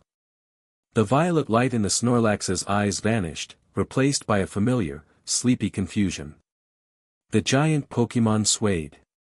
Its massive fists, poised for destruction, uncurled. It looked down at the small human with his hand still pressed against its stomach, then blinked slowly. It let out a tremendous yawn that shook its whole body. Then, with a soft thump, it sat down, its eyes fluttering shut. A moment later, a low, rumbling snore echoed across the silent battlefield. The Snorlax was asleep. The blight zone around it began to recede, a faint hint of green returning to the gray grass. The act of grace was complete. For a long moment, no one moved. The only sounds were the distant hum of traffic and the gentle, rhythmic snoring of the Snorlax. Ash stood, chest heaving, his arm trembling from the massive expenditure of aura. He felt drained, scoured out from the inside, but he was standing. Then, a single person began to clap. A civilian who had been trapped in her car. Then another. And another. Soon, the entire crowd of onlookers, the ones Plumeria's squad had pushed back, erupted into a wave of cheers and applause. The police officers looked at each other, then at the sleeping Snorlax, and a few of them cracked relieved smiles.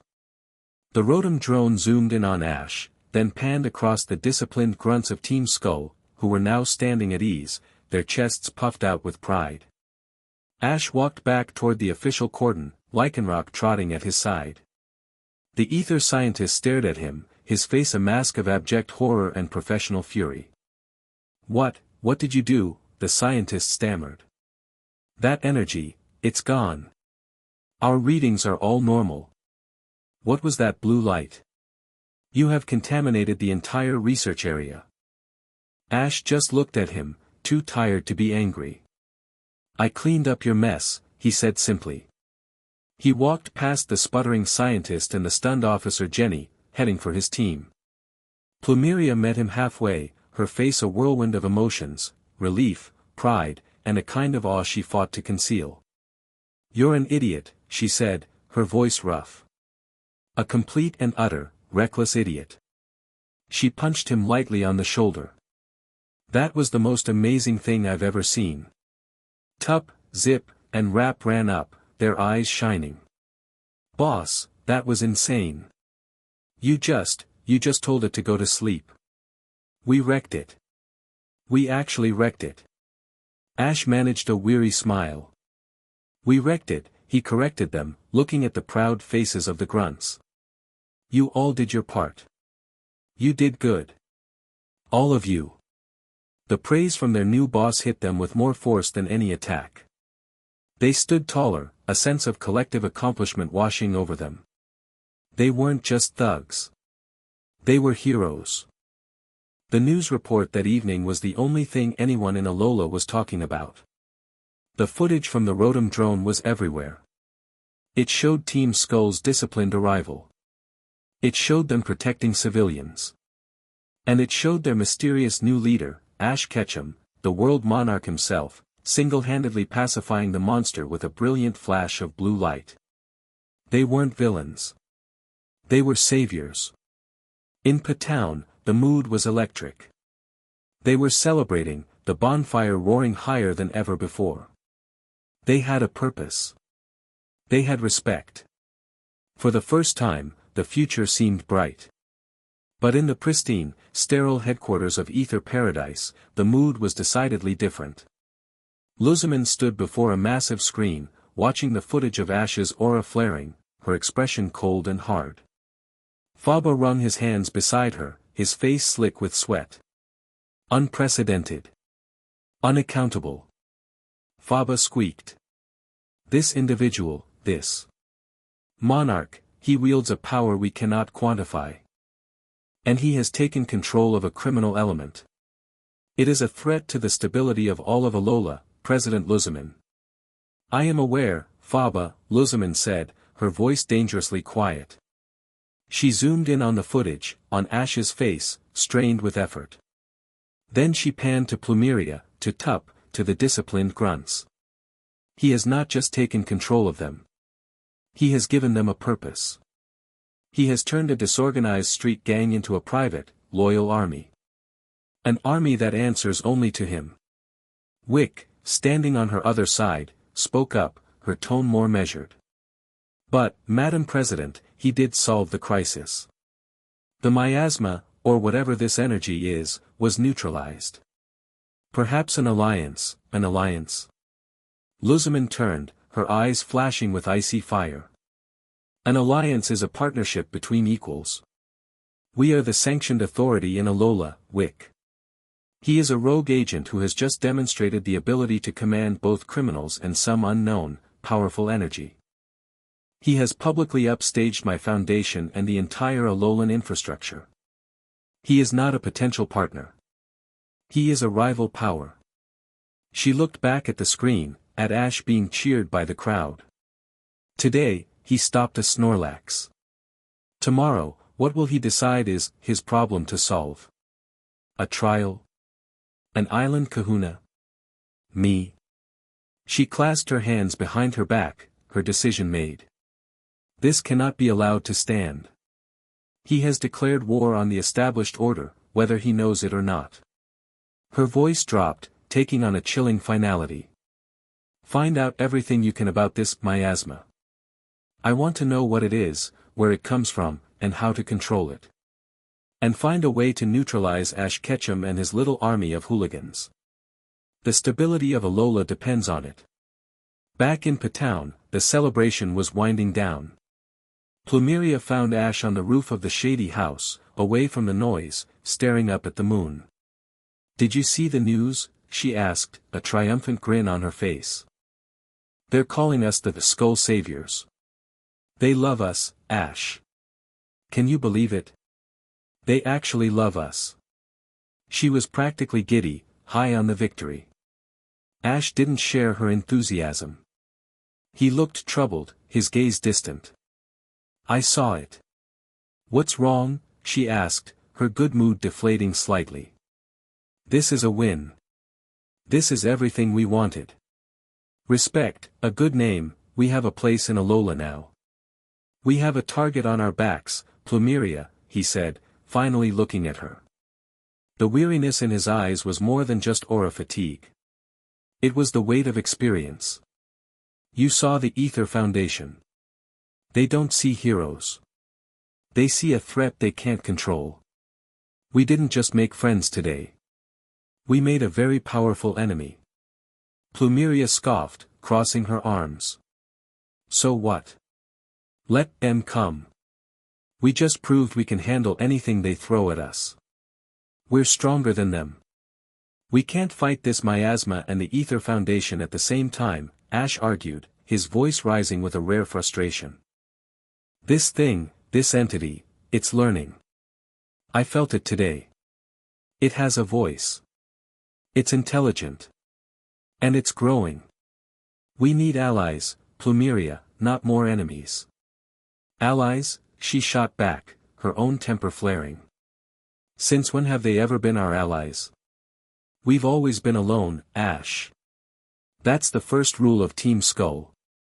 The world is against you, so you get strong and you hit back first. That was the old way. It's not enough anymore, he countered, stepping toward her. This thing is bigger than Team Skull, bigger than the Ether Foundation. If we don't work together, it's going to consume this entire region, piece by piece. They stood there, face to face under the moonlight, the chasm between their worldviews laid bare. He, the unifier, saw the necessity of a grand alliance. She, the survivor, saw only the betrayal of a lifetime of self-reliance. He had given her family hope, but he was asking her to trust the very world that had cast them out. I can't do that, she whispered, her voice fierce. I can't trust them. The chasm felt impossibly wide. They had won their first public battle, an act of war and an act of grace. But in doing so, they had ignited a new conflict, and opened the first real fracture in their own fragile partnership. Chapter 4, The Return of the King. The victory on Route 10 had a taste, and it was intoxicating. For the grunts of Team Skull, it tasted like respect. It tasted like the stunned, admiring faces of the public, the begrudging nods from police officers, the free malasadas pressed into their hands by grateful shopkeepers in Malie City. They were no longer pariahs. They were celebrities. A mythic folk hero status began to build around them and their mysterious, powerful boss. They were the Skull Saviors, the Rogue Protectors, Alola's street-level guardians. This newfound fame manifested as an explosive growth in confidence. Their training sessions became fiercer, their focus sharper. They weren't just training to survive anymore, they were training to live up to the legend Ash had created for them. Their swagger returned, but it was different now. It was earned. For Plumeria, the victory tasted like vindication. It was the sweet, undeniable proof that her desperate gamble had paid off beyond her wildest dreams. She walked through Patown not just as a caretaker, but as the second-in-command of Alola's most talked-about organization. The grunts looked at her with a new level of reverence. She was the one who had brought them their king. She reveled in it, a fierce, protective pride swelling in her chest. Her family was safe. Her family was respected. Her argument with Ash on the rooftop felt like a distant memory, a minor disagreement overshadowed by their monumental success. He was wrong. They didn't need allies.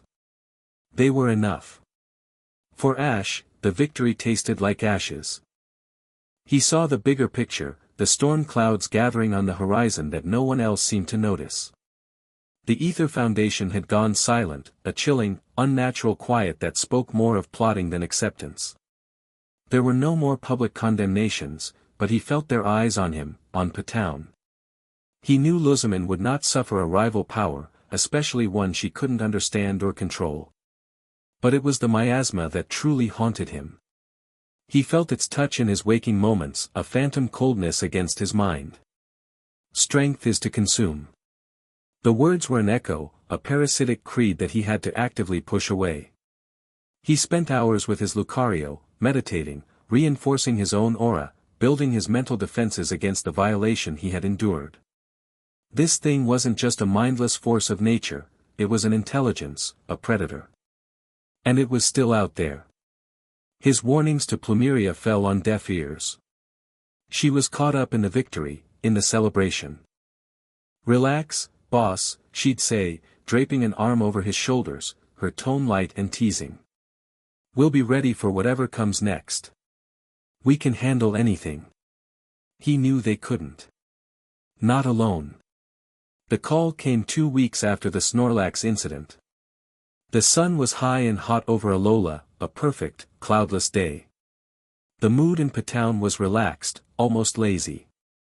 Then, an emergency alert blared from every Rotom phone on the island simultaneously. It wasn't a news bulletin.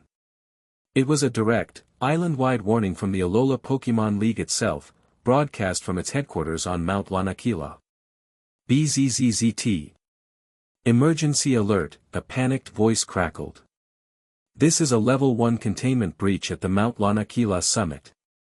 An unidentified energy phenomenon has manifested. All personnel are evacuating. Repeat, the Pokemon League is under attack. This is not a drill. The message cut out into a burst of static, followed by a sound that chilled Ash to his very bone.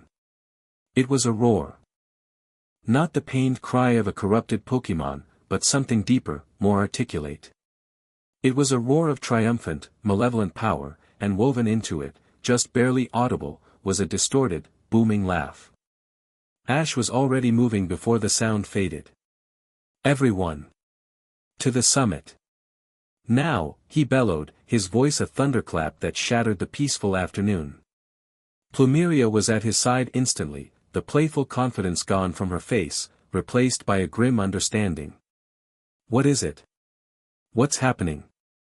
"It's him," Ash said, his voice low and dire as he summoned his Charizard. "The miasma. It's making its move. It's not picking off random targets anymore. It's going for the heart. The Pokemon League. A symbol of order, of strength. The seat of his own Alolan championship." It was a strategic, symbolic declaration of war. The flight to Mount Lanakila was a frantic, desperate race against time. Ash and Plumeria flew on Charizard, its powerful wings beating against the wind. Below, the grunts followed on their motorcycles, a black and white river flowing up the winding mountain road. They were fast, but Ash knew they would be too slow. As they neared the summit, the air grew cold, unnaturally so. The vibrant, snow-dusted landscape of Lanakila's peak was tainted. Great, pulsating veins of purple miasma energy were embedded in the ice and rock, like a cancer spreading through the mountain itself. The sky above the league stadium swirled with a vortex of black and violet clouds, a miniature hurricane of raw, corrupting power. Charizard landed hard on the plaza outside the stadium entrance. The place was deserted. Papers and equipment were strewn everywhere, signs of a panicked evacuation. The Grand Champion's throne, the one Ash himself had sat in, was visible through the main entrance, and it was covered in the now familiar pulsating purple growth. "What is this place?" Plumeria breathed, staring at the corrupted architecture. "It's like a nightmare." It's a beachhead, Ash said, his eyes scanning the swirling vortex above. It's anchoring itself here. Using the mountain's energy to gain a stronger foothold in our world. A slow, deliberate clapping sound echoed from the stadium's main entrance. A figure stepped out of the shadows. He was tall and imposing, his posture a familiar, arrogant slouch.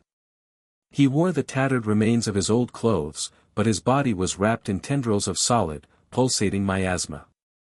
It wasn't just a glow on his skin, it was a living armor of dark energy. His sunglasses were gone, revealing eyes that were not just glowing violet, but were solid, burning orbs of pure darkness. His skin was pale, crisscrossed with black, vein-like markings. The face was Plumeria's worst nightmare. Guzma, she whispered, her voice breaking. All the air went out of her lungs. The tough, cynical big sister of Team Skull looked like a terrified child.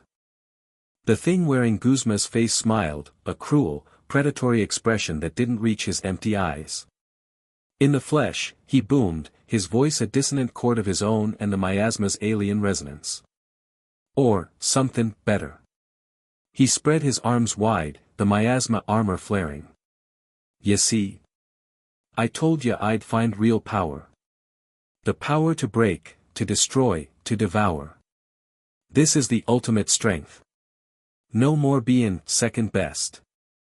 No more being the one who gets beat down. Now, I'm the one who does the beating." He was a herald, a prophet for the void. The miasma hadn't just corrupted him, it had bonded with him, feeding on his lifetime of resentment, anger, and feelings of inadequacy, and twisting them into a zealous faith. "Guzma, what did it do to you?" Plumeria cried, taking a step forward. "It saved me," he roared. "It showed me the truth. The strong devour the weak. It's the only rule that matters." His dark eyes fell on Ash. A sneer twisted his lips. "And then there's you. The boss. I hear you've been making my skull soft. Teaching them to protect. To help." He spat on the ground. "You're a disease. A weakness. I'm here to cut you out." The grunts began to arrive, their motorcycles skidding to a halt. They saw their old boss, their king, twisted into this monstrous form, and a wave of collective horror and heartbreak washed over them. Tup, Zip, and Rap stood frozen, their faces ashen. This was the man who had given them a home. And he was looking at them with the eyes of a predator. "Boss." Tup whispered, his voice trembling. Guzma's gaze swept over them, a look of profound disgust on his face.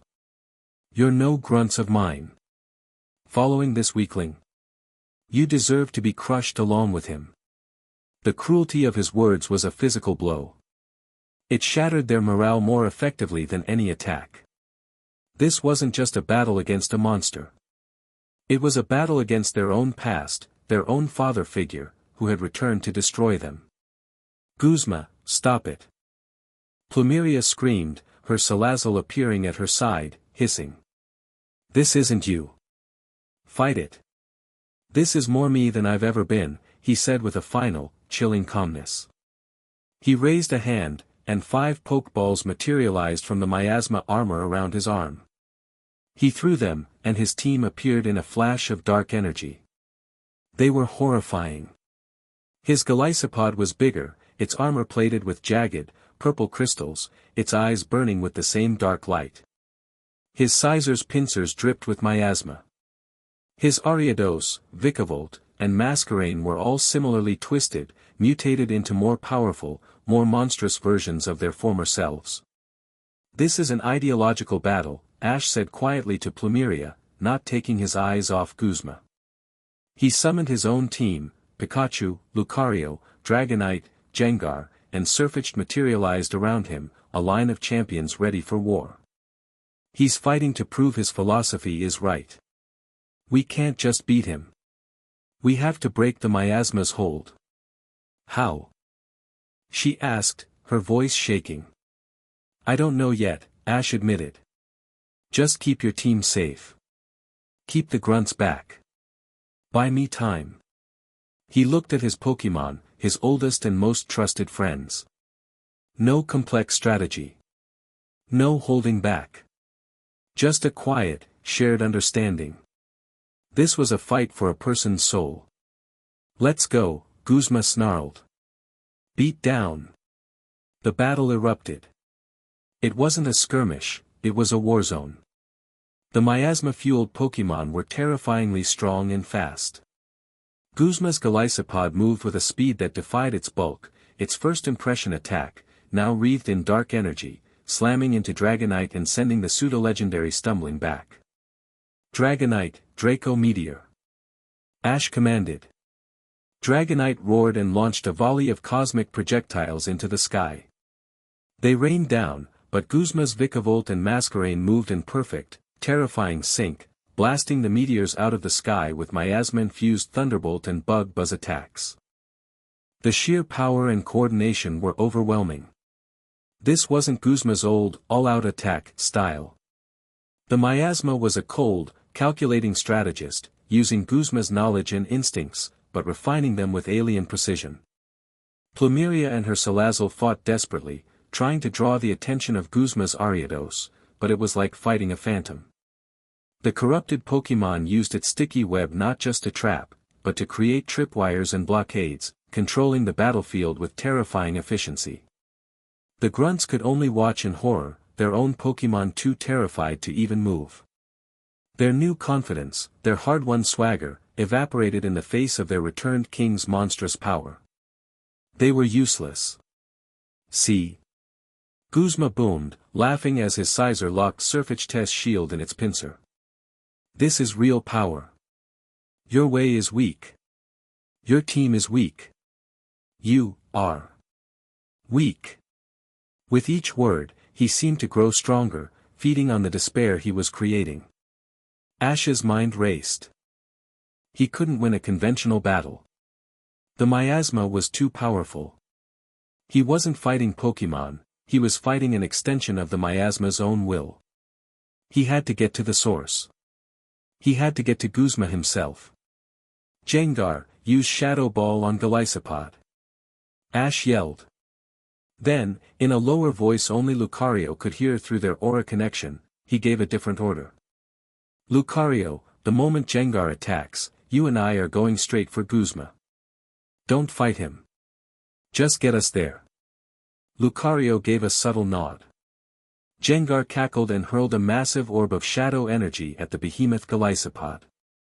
As all eyes followed the attack, Lucario's body glowed with blue light. It grabbed Ash's arm. Extreme speed. Ash commanded aloud. They vanished. They reappeared directly in front of Guzma, moving so fast that even the miasma-enhanced senses were a fraction of a second too slow to react. Guzma snarled, his miasma armor flaring as he raised an arm to backhand Ash. But Ash wasn't there to fight. He thrust his hand forward, not with an aura-charged attack, but with an open palm.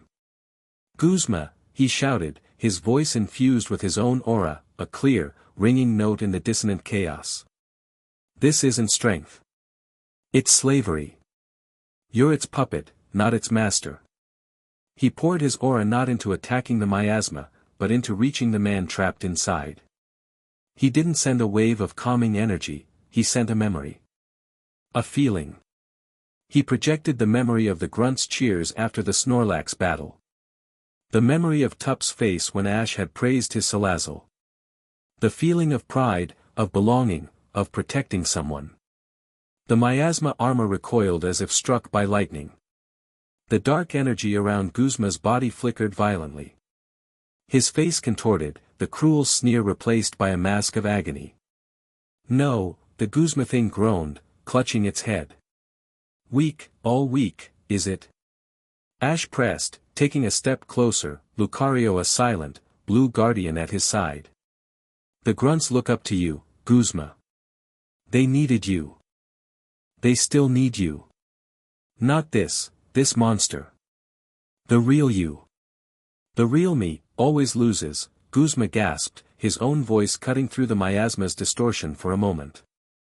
His burning black eyes flickered, and for a split second, a hint of his original brown eyes, filled with terror and confusion, showed through.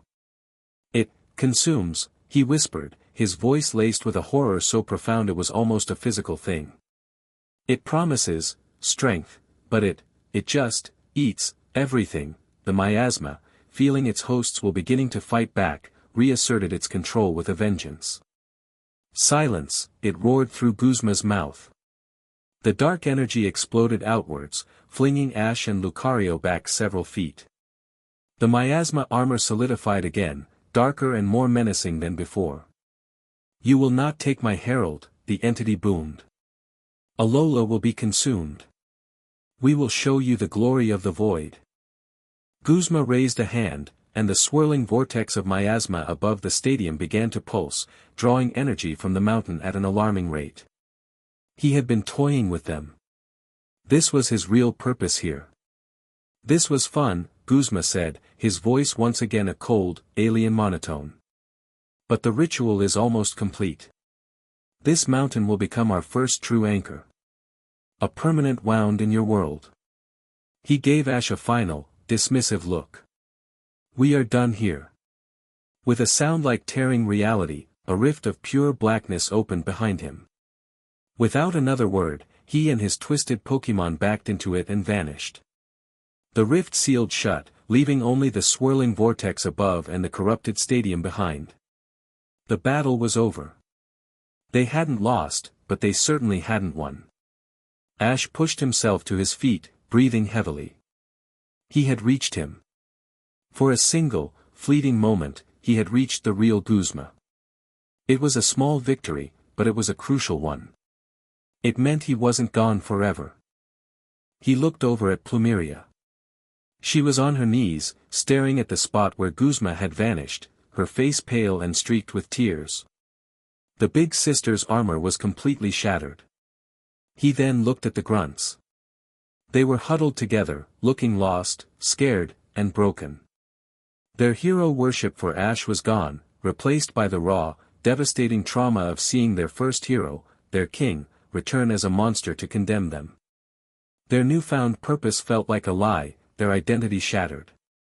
They had faced their past, and it had nearly destroyed them. Ash knew, with a sinking certainty, that all the training drills and victories in the world wouldn't matter if he couldn't find a way to heal this wound. He had to save Guzma. Not just for Guzma's sake, but for the very soul of Team Skull. Chapter 5, An Unholy Alliance. The silence on the flight back from Mount Lanakila was heavier than any miasma. It was a dead weight of failure, trauma, and grief. The grunts, who had ascended the mountain with the cocky swagger of heroes, now huddled in the back of a large transport vehicle Ash had managed to call in from his friend on Melee. They didn't speak. They didn't even look at each other. They just stared into space, the monstrous image of their former boss and his cruel, dismissive words playing on a loop in their minds. Their spirit was broken. Plumeria sat beside Ash in the cockpit, her face a stone mask. She hadn't cried since her initial breakdown on the mountain, but the tears had been replaced by something far colder, a brittle, simmering rage directed at herself, at Guzma, at the miasma, at the entire unfair world. The carefree, triumphant woman from a few hours ago was gone, replaced by the cornered, dangerous survivor she had been before Ash arrived. Ash himself felt the crushing weight of the day's events. He had touched Guzma's true self, but he had failed to pull him out. He had only managed to confirm their worst fears. The miasma was sentient, strategic, and it was turning the mountain into a permanent gateway. He had protected his team from physical harm, but their morale, the very foundation of their newfound strength, was in ruins. His promise to protect them felt hollow. When they arrived back at Patown, there was no celebration. The grunts shuffled off the transport and dispersed into the shadows of the dilapidated buildings, seeking solitude. The roaring bonfire was not lit. The heart had been ripped out of the town, and only a chilling silence remained. Ash found Plumeria standing in the center of the empty training plaza, her arms wrapped around herself. "This is my fault," she said, her voice a raw whisper. "I was so busy enjoying the party, I didn't listen to you.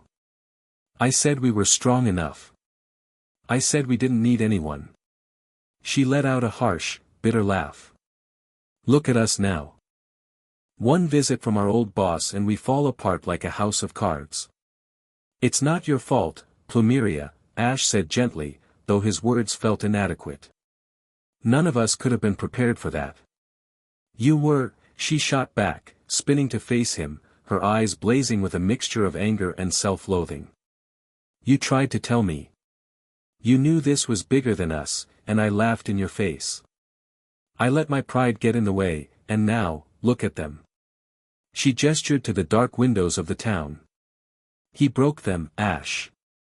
Guzma built them up, and then that thing wearing his face tore them down. How do we come back from that? We show them that Guzma can be saved, Ash replied, his voice firm with a conviction he didn't entirely feel. We give them a new purpose. Not just protecting Alola. Rescuing their founder. We bring him home. Her fiery anger deflated, leaving only a profound weariness. How? We couldn't even scratch him. He and that miasma, they're on another level. We need more power. We need help. She finally said the words, and they tasted like poison in her mouth. You were right. Before Ash could respond, his Rotom phone buzzed, hovering in the air between them. The screen lit up, not with a news alert, but with a direct, encrypted video call. The seal of the Ether Foundation flashed on the screen, followed by the stern, composed face of Gladion. Ash, Gladion's voice was tense, clipped. We need to talk. My mother has called a summit at Ether Paradise. She wants to see you. And your associate. He gave a curt nod in Plumeria's direction. Plumeria bristled. What, so the great President Luzaman can tell us what a mess we made of her mountain? No, Gladion said, his expression surprisingly serious. The miasma vortex is growing. Our sensors indicate the energy output has tripled in the last hour. The entire mountain's ecosystem is collapsing. The kahunas are involved now. Hala is on his way to the summit. My mother, she's finally admitting this is beyond her control. He paused, and his next words seemed to cost him. She saw the battle footage from the League's security drones. She saw what you did. She saw what you're up against. She's scared. An invitation born of fear. It was the only kind they were ever going to get. She wants a debrief, Gladion finished. She wants to know everything you know. The summit is in 2 hours. Will you be there? Ash looked at Plumeria. Her face was a storm of conflicting emotions. Distrust, desperation, pride, and the bitter acceptance that she had no other choice.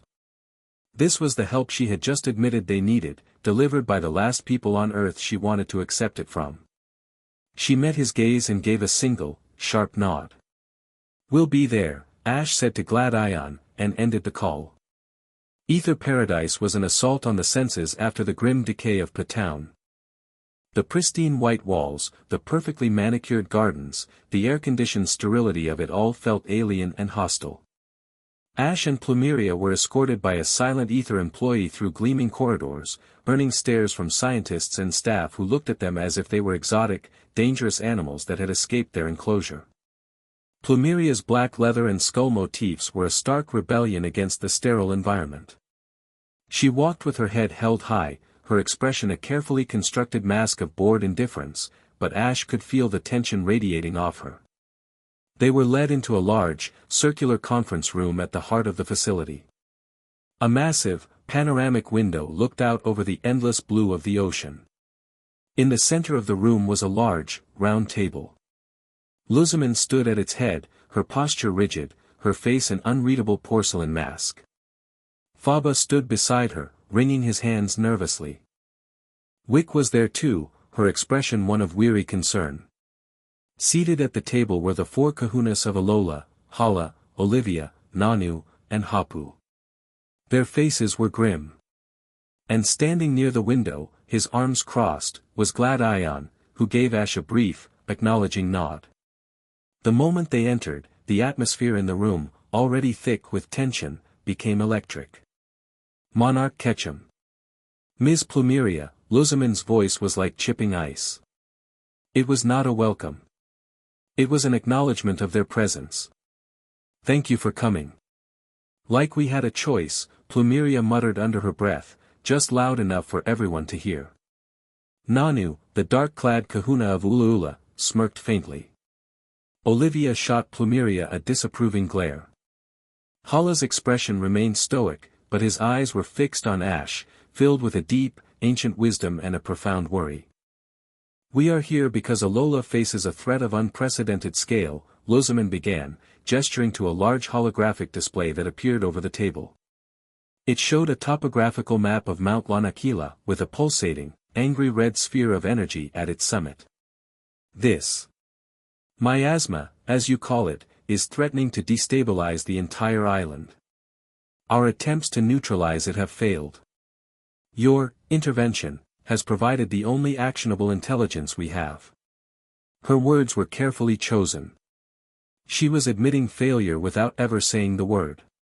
The being you confronted, she continued, her gaze fixing on Ash.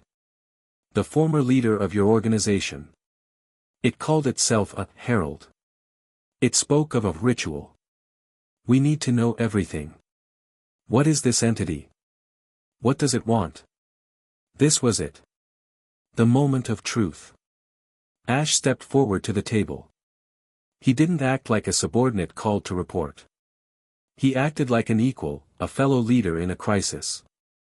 The miasma is a sentient being from another dimension. A parasitic void, Ash stated, his voice calm and clear. It consumes, it corrupts, and it learns. It bonded with Guzma, feeding on his anger and ambition. It wants to create a permanent anchor in our world, and it's using the energy of Mount Lanakila to do it. That vortex is a wound. If it stabilizes, it will become a permanent gateway for its dimension to bleed into ours. A heavy silence fell over the room as the kahunas absorbed the terrifying implications of his words. A sentient void, Hala rumbled, his fingers steepled. The Tapu are agitated. They sense the wrongness in the land, a shadow that does not belong. Your methods of dealing with it are too slow, Ash said, turning his gaze directly to Luzaman. He wasn't accusing, he was stating a fact. You treat this like a specimen to be studied, a phenomenon to be contained. I'm treating it like a war to be won. You try to build walls around the infection. I'm trying to excise the tumor. Faba gasped, scandalized. How dare you? President Luzaman's protocols are the pinnacle of scientific, and they are failing, Plumeria cut in, her voice sharp as glass. She stepped up beside Ash, a fierce, protective energy radiating from her. We've seen this thing up close. We've fought it. Twice, your new boss here has purified a Pokemon with his bare hands. Did your protocols do that on Route 10? No, you were about to get your fancy pylons smashed while people got hurt. We saved them. Your methods are reckless and unaccountable. Faba shot back.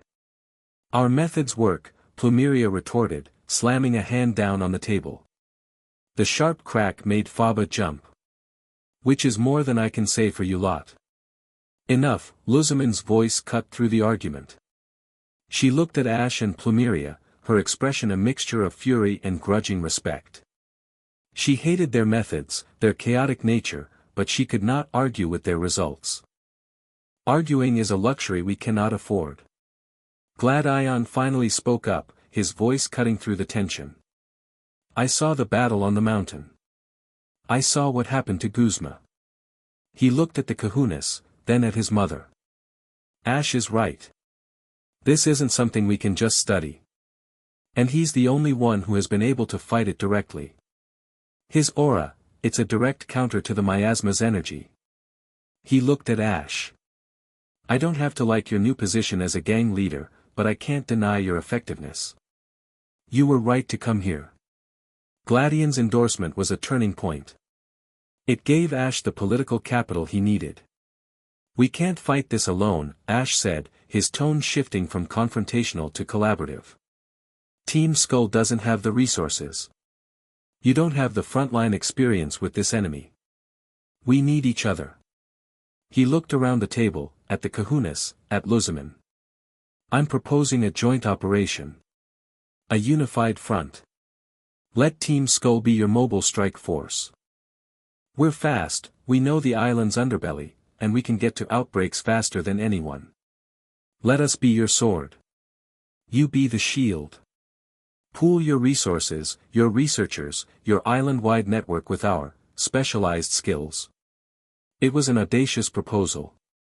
He was asking the ruling body of Alola to officially sanction a street gang as a paramilitary unit. Hala was the first to speak. The boy's logic is sound. Desperate times require unconventional solutions. If his team can be directed toward protecting Alola, then we should use them. Olivia and Hapu nodded in reluctant agreement. Nanu just shrugged. Cheaper than hiring more cops. All eyes turned to Luzaman. She was the final, most important vote. She stared at Ash, a war raging behind her cold, blue eyes. Every instinct she had screamed against this. It was an abdication of her authority, an admission of weakness. But the image of the growing vortex on the screen, the fear of the unknown, was a powerful motivator. Very well, she said at last, the words tasting like acid. A temporary, provisional alliance. She looked at Ash, her gaze sharp as a diamond cutter. Your Team Skull will be designated as a rapid response unit, under the joint oversight of the Ether Foundation and the Island Kahunas. You will be given access to our intelligence and resources. But you will answer to us. Is that understood, Monarch? We'll work with you. Not for you, Ash corrected her calmly. This is a partnership, Luzaman. Or it's nothing. For a long, tense moment, it seemed Luzaman would refuse. But the united front of the Kahunas and her own son left her with little choice. She gave a single, sharp nod. A partnership. The unholy alliance was forged. The first joint mission planning session began immediately, and the culture clash was instantaneous. Ether scientists brought up complex energy charts and atmospheric projection models on the holograms. Based on the miasma's current growth rate and energy signature, we project a 78% probability of a secondary manifestation occurring in a location with high geothermal or spiritual energy within the next 48 hours, one scientist droned. Plumeria rolled her eyes. So, a volcano, or a graveyard. Got it. Can we speak English, please? The scientist flushed, but Ash stepped in, acting as the bridge. They're saying the miasma is drawn to places of power. Trial sites, legendary altars, places like that. It's feeding. The Tapu have been concentrating their power to protect the ruins at the heart of each island, Hala added. But this has left other, lesser sites more vulnerable. The information began to flow. The Ether Foundation had been tracking subtle energy fluctuations for weeks, which they had initially dismissed as atmospheric interference. Cross-referencing them with Team Skull's first-hand accounts of the miasma's behavior, a terrifying pattern emerged. It wasn't random. It was a systematic probing of Alola's defenses, like a predator testing the bars of a cage, looking for the weakest point. The tension in the room slowly transformed from hostility into a focused, frantic energy. They were no longer adversaries. They were strategists in a war room, united against a common, overwhelming foe. Hours later, the initial plan was formed. Ether would monitor the energy signatures, trying to predict the next outbreak. The Kahunas would reinforce the main trial sites with their island guardians. And Team Skull would remain on high alert, ready to deploy at a moment's notice to any location that showed a sudden miasma spike. The summit concluded as the sun began to set, casting long shadows across Ether Paradise. Ash and Plumeria were given a temporary liaison office, a sterile white room that felt more like a cell. Exhausted and emotionally drained, they stood by the window, watching the last rays of light disappear below the horizon. "So," Plumeria said, breaking the long silence. "Partners with the enemy. Never thought I'd see the day." "They're not the enemy anymore," Ash said. "Not right now." "Don't kid yourself," she countered, though the venom was gone from her voice. "The moment this is over, she jerked her head in the direction of Luzman's office, "will try to put us in a cage. This is a truce, not a friendship." She was right, and he knew it. But it was a start. "I know," he said. He looked at her, at the way the fading light caught the defiant lines of her face. She looked exhausted, but the brittle, broken look from earlier was gone. It had been replaced by a familiar, fiery resolve. She had stood up to the most powerful people in Alola and hadn't backed down an inch. She had been his shield, his advocate. "You were amazing in there," he said quietly. She looked at him, surprised by the sudden, sincere compliment. "I just said what you were thinking," she deflected, a faint blush rising on her cheeks. Someone had to knock those pocket protector types down a peg. "Still," he said, a small smile playing on his lips. "I couldn't have done it without you." The air between them shifted. The stress of the day, the adrenaline of the confrontation, the shared fear and desperation, it all coalesced into a moment of raw, unguarded connection. The roles of boss and big sister, of monarch and outcast, fell away. They were just Ash and Plumeria, two people leaning on each other in the eye of a hurricane. "Yeah, well," she stammered, looking away, suddenly flustered. "You're not so bad yourself, for a hero boy." She nudged him with her shoulder. "Just, don't make me get used to this. Playing nice with the authorities gives me hives."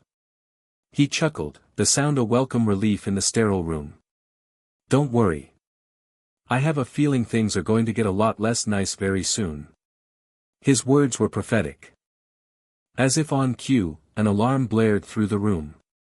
A frantic voice came over the intercom. "Miasma spike detected. It's a massive one. Location: Vast Pony Canyon. The energy readings are off the charts." Ash and Plumeria looked at each other. The exhaustion vanished, replaced by cold, hard adrenaline. The truce was about to get its first test. The war had just begun. Chapter 6, The Heart of the Blight. The alarm was a scream that ripped through the fragile calm of Ether Paradise.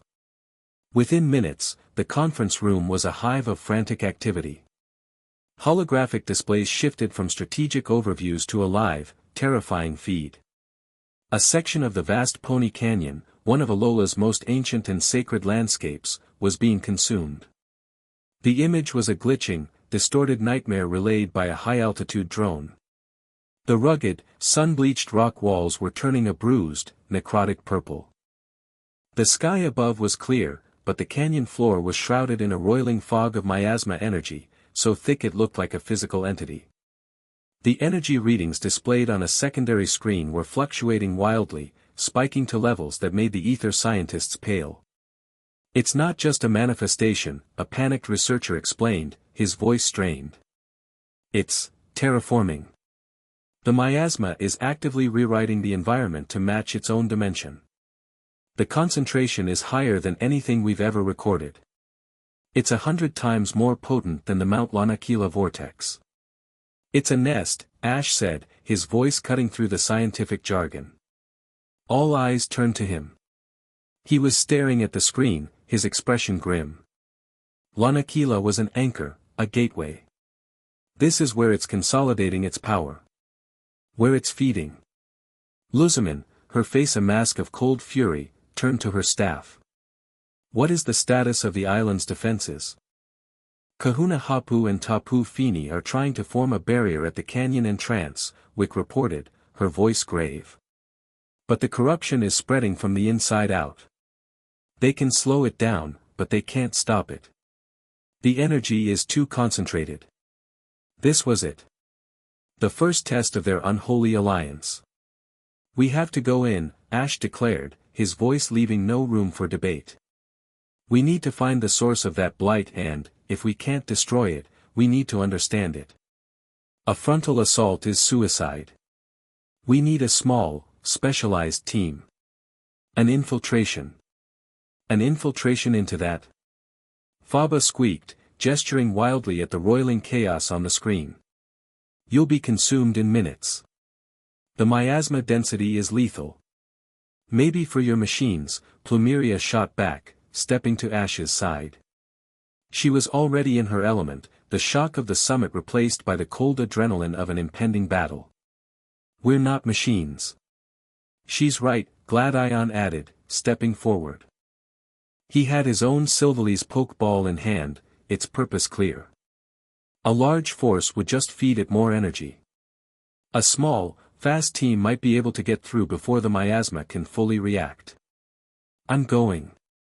My place is on Ula Ula, but this blight is an affront to all of Alola's history, a quiet, chilling voice spoke up. It was Acerola, the ghost-type trial captain and member of the Alola Elite Four. She had arrived with the other kahunas and had remained silent until now, a small, spooky figure in the gleaming white room. Pony Canyon is steeped in old magic. It is a place of ghosts and memories. I know its paths, even the ones that are no longer on any map. My Pokemon and I can guide you through the shadows. The team was forming organically, born of necessity. Ash, the powerhouse, the only one capable of directly fighting the miasma's influence with his aura. Plumeria, the pragmatist, the street-smart survivor whose salazzle and cunning could exploit any weakness.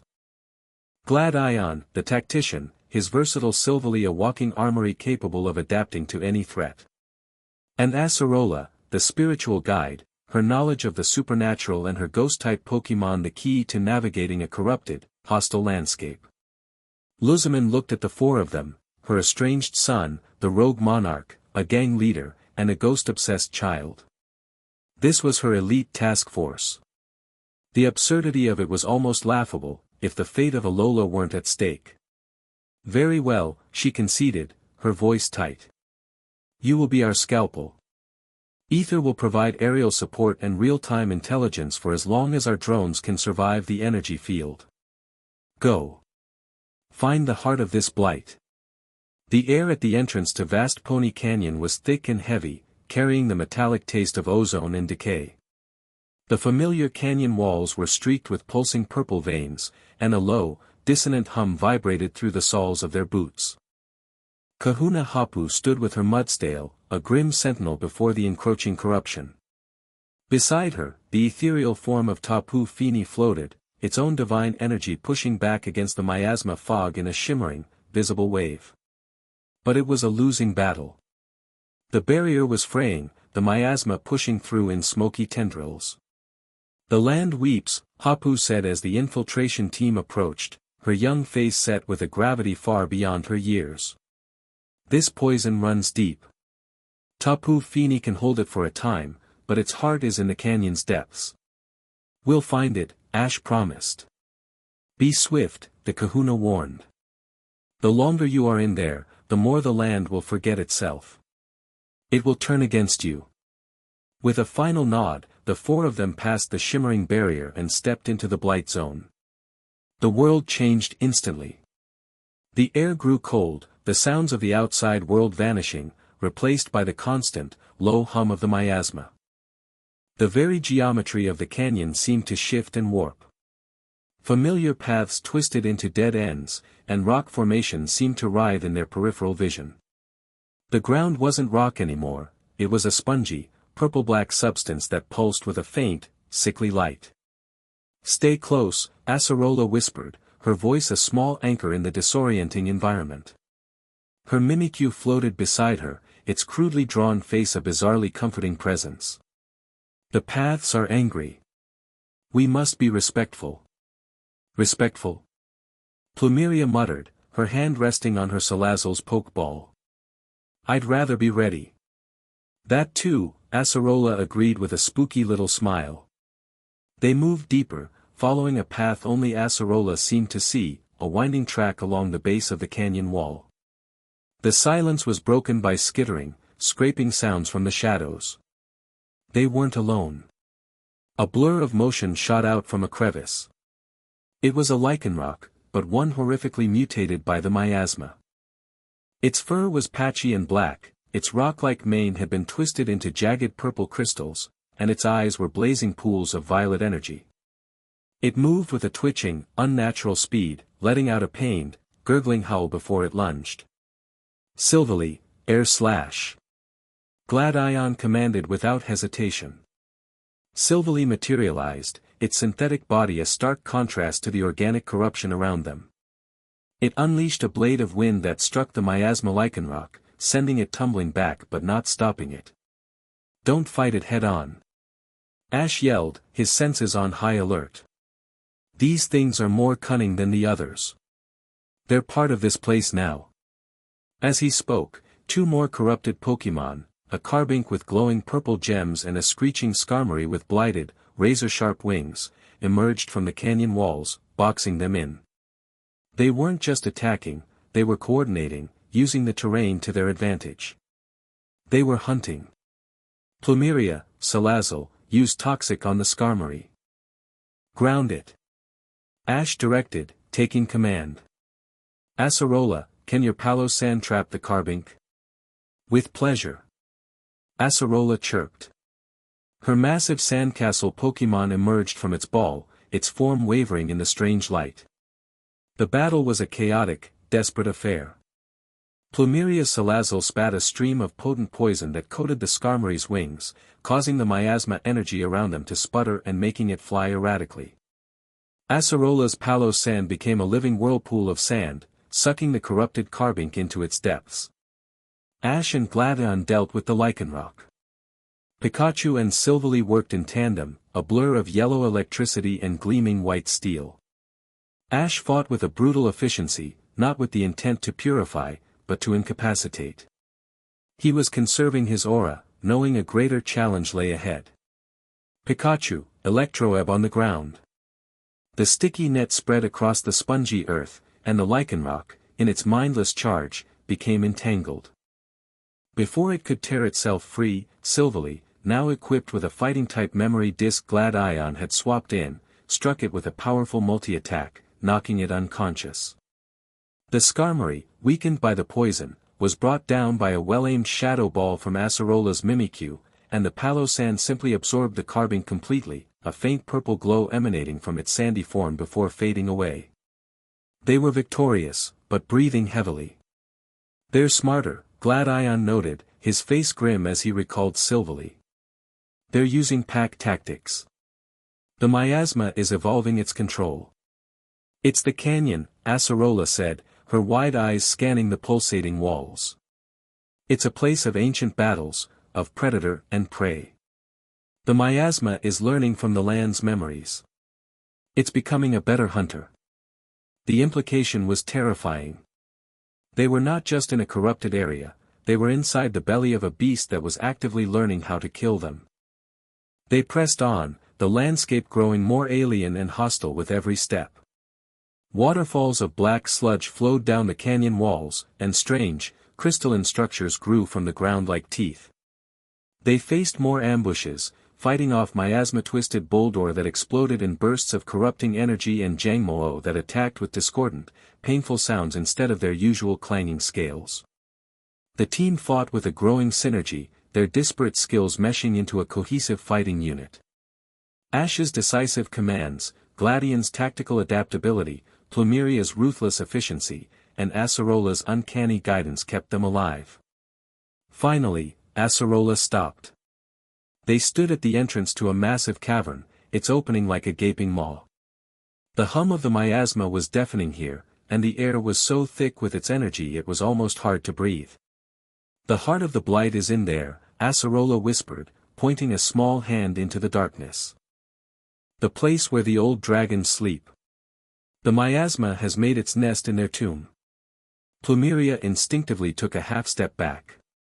The old dragons? She means the ancient ancestors of Kamo-o, Ash clarified, his gaze fixed on the cavern. He could feel the concentration of power within, a dense, pulsating knot of wrongness. This is it. They entered the cavern. The interior was a cathedral of horrors. The walls were coated in the same pulsating organic substance, and massive, rib-like arches of purple crystal stretched across the ceiling. In the center of the vast chamber, the source of the corruption was horrifyingly clear.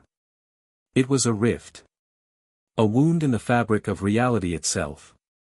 It looked like a pulsating, organic heart of pure darkness, 20 feet high, suspended in midair. Tendrils of miasma snaked out from it, burrowing into the cavern floor, pumping the blight out into the canyon like an arterial system. It was a feeding tube, a direct tap from the miasma's home dimension. And guarding it was a figure that made their blood run cold. It stood on a raised dais of corrupted rock directly in front of the rift. It was humanoid, but its body was a cage of jagged, obsidian-like miasma energy. It had long, bladed arms, and its head was a featureless cowl from which two malevolent points of violet light burned. It was a being of pure, solidified miasma, given form and purpose. It was not a corrupted Pokemon. It was a native of the void. But it wasn't alone. As it raised one of its bladed arms, a legendary Pokemon materialized beside it, summoned from the miasma's power. It was a Zapdos. But it was horribly, tragically wrong. Its feathers were a dead, oily black, its legs and beak were the color of bruised flesh, and its body was wreathed in crackling, violet lightning. The miasma had not just corrupted a legendary bird, it had created a perfect, blasphemous mockery of one. A miasma champion, Gladion breathed, his voice tight with awe and terror. It's manifesting its own soldiers now. The obsidian creature, the miasma knight, pointed a bladed arm at them. It didn't speak in words, but a thought was projected into all of their minds simultaneously, a feeling of cold, absolute authority. Trespassers. You are unworthy. This world is ours to reclaim. The miasma Zapdos let out a screech that was a discordant nightmare of thunder and agony, and launched itself at them. Scatter! Ash roared. The battle was unlike anything they had ever experienced. The miasma Zapdos moved with impossible speed, its violet thunder attacks leaving trails of corrupting energy that made the very air sizzle. We can't beat that thing and that knight at the same time. Plumeria yelled, diving behind a crystal formation to avoid a blast of dark lightning.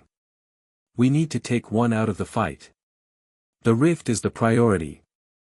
Ash shouted back, his Pikachu a blur of motion, dodging and weaving. If we can't close it, we need to at least disrupt it. Gladion, Acerola, focus on the Zapdos. Keep it busy. Plumeria, you're with me. We're going for the night. It was a desperate, almost suicidal plan. Ash and Plumeria charged toward the dais. The miasma knight didn't move. It simply raised an arm, and a scythe of pure darkness materialized in its hand. Salazzle and Pikachu unleashed a combined flamethrower and thunderbolt. The attack struck the knight, but it barely seemed to notice, the energy dissipating against its obsidian armor.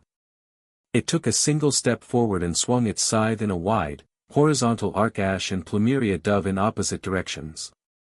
The scythe passed between them, and the air itself seemed to tear, leaving a lingering black line in space that slowly faded. Okay, so direct attacks are out, Plumeria grunted, scrambling to her feet. Ash knew he had to use his aura, but he couldn't get close enough. The knight was too fast, its reach too long. Meanwhile, Gladion and Acerola were in a fight for their lives. Silvally, now equipped with an ice-type memory, fired ice beams at the miasma Zapdos, trying to slow it down. Acerola's Jengar phased in and out of the shadows, launching shadow balls, trying to find a weak point. But the miasma Zapdos was relentless, its corrupted power overwhelming them. Ash, we can't hold it for long. Gladion yelled, as Silvally was thrown back by a powerful drill peck. Ash looked at the knight, then at the pulsating rift behind it. He saw the tendrils feeding into the ground. An idea, born of desperation, struck him. Plumeria. I need a distraction. A big one, he yelled. What do you think I've been trying to do? She yelled back, dodging another swing of the scythe. No, I mean a huge one. Get its attention on you for 5 seconds. Can you do it? Plumeria looked at him, saw the crazy, determined light in his eyes, and a reckless grin spread across her face. For you, boss. I can give you 10. She recalled her exhausted Salazzle and sent out her Crobat. Crobat, use haze. All around it. Now. The bat Pokemon swooped in, blanketing the area around the Miasma Knight in a thick, black fog. The knight faltered for a second, its glowing eyes scanning the haze. Now, hit it with everything you've got. Plumeria screamed. Her Crobat, her Golisopod, which she rarely used, and her Salazzle, sent back out, all appeared and unleashed a chaotic barrage of attacks into the fog, Air Slash, First Impression, Venoshock. The attacks did little damage, but the sheer volume of noise and energy made the knight focus entirely on the cloud. It was the opening Ash needed. He ignored the knight. He ran for the rift. But he didn't run towards it. He ran towards the point where one of the largest miasma tendrils burrowed into the cavern floor. He slid to his knees, his hands glowing with a brilliant, blinding blue light. He didn't try to purify the tendril. He did something far more dangerous. He grabbed it. The moment his hands made contact, agony exploded through his system. It was 1,000 times worse than grabbing the Garbodor. The full, undiluted power of the miasma's dimension flooded into him. His mind was assaulted with images of dying stars, of silent, empty worlds, of a hunger so vast and ancient it defied comprehension. He screamed, his voice raw, but he held on. He gritted his teeth, his own aura flaring to life, fighting back against the tide of darkness. He wasn't trying to destroy it. He was trying to read it. To follow the energy back to its source, to understand the nature of the rift. The Miasma Knight, realizing what he was doing, let out a silent, mental roar of fury. It swung its scythe, dissipating the haze and sending Plumeria's Pokemon flying. It turned its attention to Ash. But it was too late. Ash got what he needed. Through the overwhelming pain, he saw it. A vision. The rift was a two-way street. It was feeding the blight, yes. But the blight was also feeding something back through the rift. It was siphoning Alola's energy, the spiritual power of the canyon, the life force of the Pokemon it corrupted, and sending it back to the miasma's dimension. It wasn't just an invasion. It was a harvest. And at the center of that harvest, on the other side of the void, he felt a colossal, slumbering presence. A directing intelligence. The Miasma King. I see you, Ash grunted through clenched teeth. He let go of the tendril, collapsing to the ground, his body smoking with residual dark energy. The information was critical. This was just a feeding tube. The real brain was somewhere else. The Miasma Knight charged at the downed Ash, its scythe raised for a final, killing blow. Oh no you don't. Plumeria shrieked. She stood between Ash and the knight, her arms spread wide, her own body a desperate, human shield. Suddenly, a massive beam of multicolored energy slammed into the Miasma Knight's side. It was a Draco meteor, but not from the sky. It was from Silvally. Glad Ion, seeing Ash fall, had made a desperate choice. He'd equipped the dragon memory. The super-effective hit staggered the knight, its obsidian armor cracking. As it stumbled, the Miasma Zapdos let out a final, furious screech and unleashed a massive discharge of violet lightning at Glad Ion. Look out! Acerola cried. Her Gengar materialized in front of Glad Ion, took the full force of the attack, and grinned wickedly before fainting. The momentary reprieve was all they needed. Ash, pushing himself to his feet, his body screaming in protest, looked at the pulsating rift. He couldn't close it. But maybe he could wound it. He raised a hand, gathering the last dregs of his aura. Pikachu. Full power. 10 million volt thunderbolt. Aim for the rift. Pikachu, wearing his own Z-cap, struck the familiar poses with Ash. A rainbow of Z-power energy enveloped him. He soared into the air, a comet of pure electrical power, and unleashed their ultimate attack. The colossal bolt of lightning, a fusion of Ash's aura and Pikachu's power, didn't strike the Knight or the Zapdos. It struck the heart of the rift itself. The dark, organic heart convulsed. It let out a soundless, psychic scream that echoed in all of their minds. The flow of miasma faltered. The rift flickered, destabilized by the massive infusion of pure, foreign energy. The Miasma Knight and the Miasma Zapdos both froze. Their connection to their power source was damaged. With a final, shared thought of pure hatred directed at Ash, they dissolved, the Knight crumbling into black dust and the Zapdos fading into violet static. The cavern fell silent, the only sound the weak, sputtering hum of the damaged rift. They had survived. They hadn't won, but they had cut the head off the snake. For now. Ash swayed on his feet, the world turning gray at the edges. Plumeria rushed to his side, catching him before he collapsed. Ash. Ash, stay with me, she pleaded, her voice tight with panic. It's a harvest, he managed to whisper, his eyes struggling to focus on her face. It's feeding something, a king. Then his eyes rolled back in his head, and he knew no more. Chapter 7, The Siege of the Altar. The knowledge Ash had ripped from the miasma's heart came at a devastating cost. He spent 3 days unconscious in the advanced medical wing of Ether Paradise, his body fighting a silent war against the residual corruption. His aura, the brilliant blue flame that defined his power, was reduced to a flickering ember. Plumeria never left his side, a silent, grim sentinel at his bedside, her usual bravado replaced by a quiet, gnawing fear. The grunts of Team Skull, hearing the news, had gathered in a silent, anxious vigil on the docks of Hawali City, as close as they were allowed to get, their hope and their future once again pinned on the survival of their boss.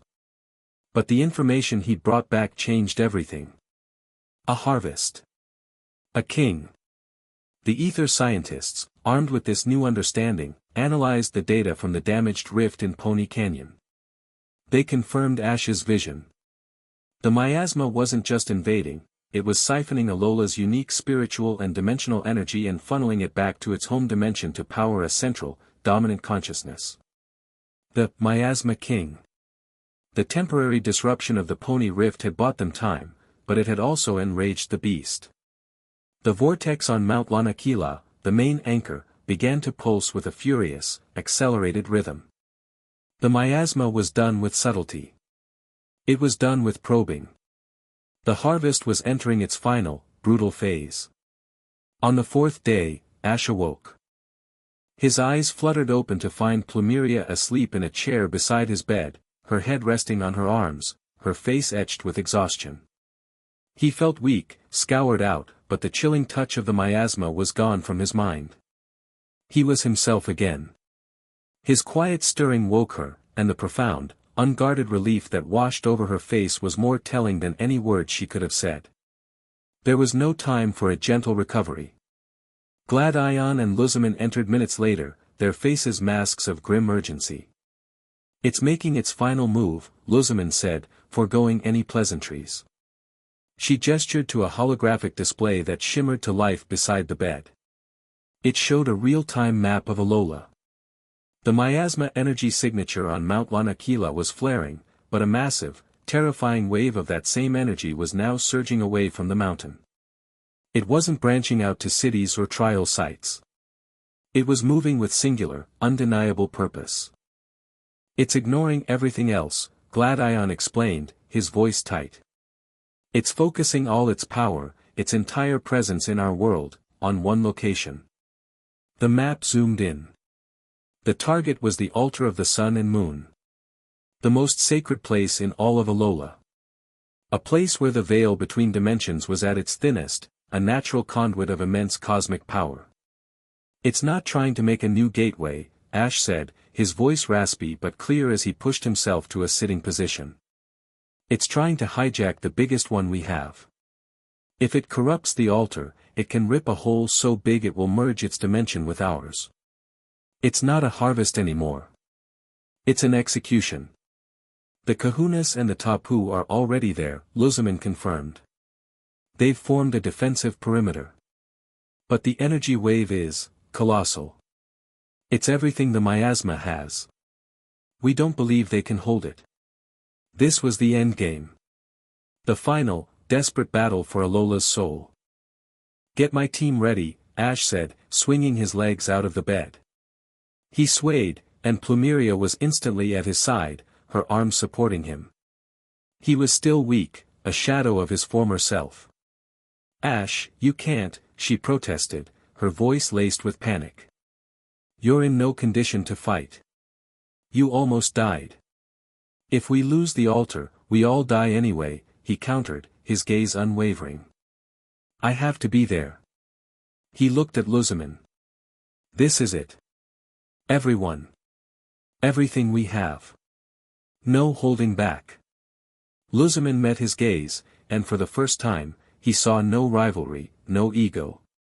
Only a shared, terrifying understanding. Ether Paradise is on full alert. All our forces are mobilizing to the altar. The entire Foundation is at your command, Monarch Ketchum. She finally used his title not as a barb or a political tool, but as a genuine acknowledgement of his leadership. Tell us what to do. The sky above the altar of the sun and moon was a monstrous, swirling tempest of black and purple. A titanic vortex of miasma energy, far larger and more violent than the one on Lanakila, churned above the ancient structure, casting the entire island of Pony in a sickly twilight. The air was frigid, and the ground itself trembled as if in a perpetual earthquake. At the base of the grand staircase leading to the altar, the defenders of Alola made their stand. The four Tapu, Koko, Lele, Bulu, and Fini, glowed with the full might of their divine power, their combined fairy-type energy creating a shimmering, dome-like shield over the altar itself. The four kahunas stood with them, their faces grim, their strongest Pokemon at their sides. But arrayed before them, stretching as far as the eye could see, was the miasma's army. It was a legion of horrors. Tens of thousands of corrupted Pokemon, from every island, stood in a silent, disciplined horde. They were no longer just enraged beasts, they were soldiers. In their front ranks were the monstrosities, the miasma champions, a dozen giant, twisted versions of Alola's most powerful species, Kammo, Tyranitar, Salamence, Metagross, all glowing with a malevolent purple light. And at their head, standing alone before the horde, was their general. Guzma stood, clad in his living armor of solidified miasma, which was now darker and more complete than before. He held no pokeballs. He didn't need them. He raised a hand, and the legions of the corrupted stirred, a single, unified consciousness awaiting his command. The Miasma King had poured all of its power and will into its herald. Guzma was no longer just a puppet, he was a vessel, an avatar of the Void's destructive will. The reinforcements arrived not a moment too soon.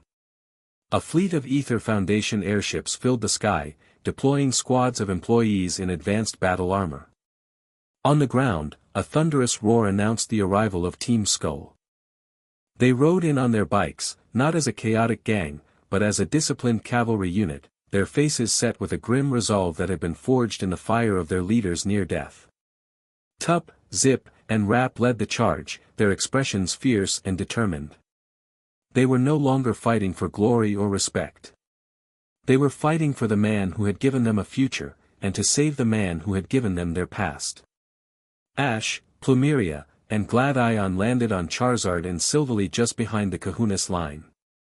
Ash was pale and still unsteady on his feet, but his eyes burned with a cold, clear fire. He looked at the impossible army before them, at the swirling vortex above, at the lone figure of Guzma, and his mind, the mind of a world monarch, a master strategist, processed it all. This isn't a battle, he said, his voice quiet but carrying to all those near him. It's a siege. He's going to throw waves of them at the shield until the Tapu are exhausted. Then he'll make a final push for the altar himself. We can't possibly fight all of them, Hapu said, her voice strained as the ground bucked beneath her. We don't have to, Ash countered. He turned, his gaze sweeping over the combined forces of the Kahunas, Ether, and Team Skull.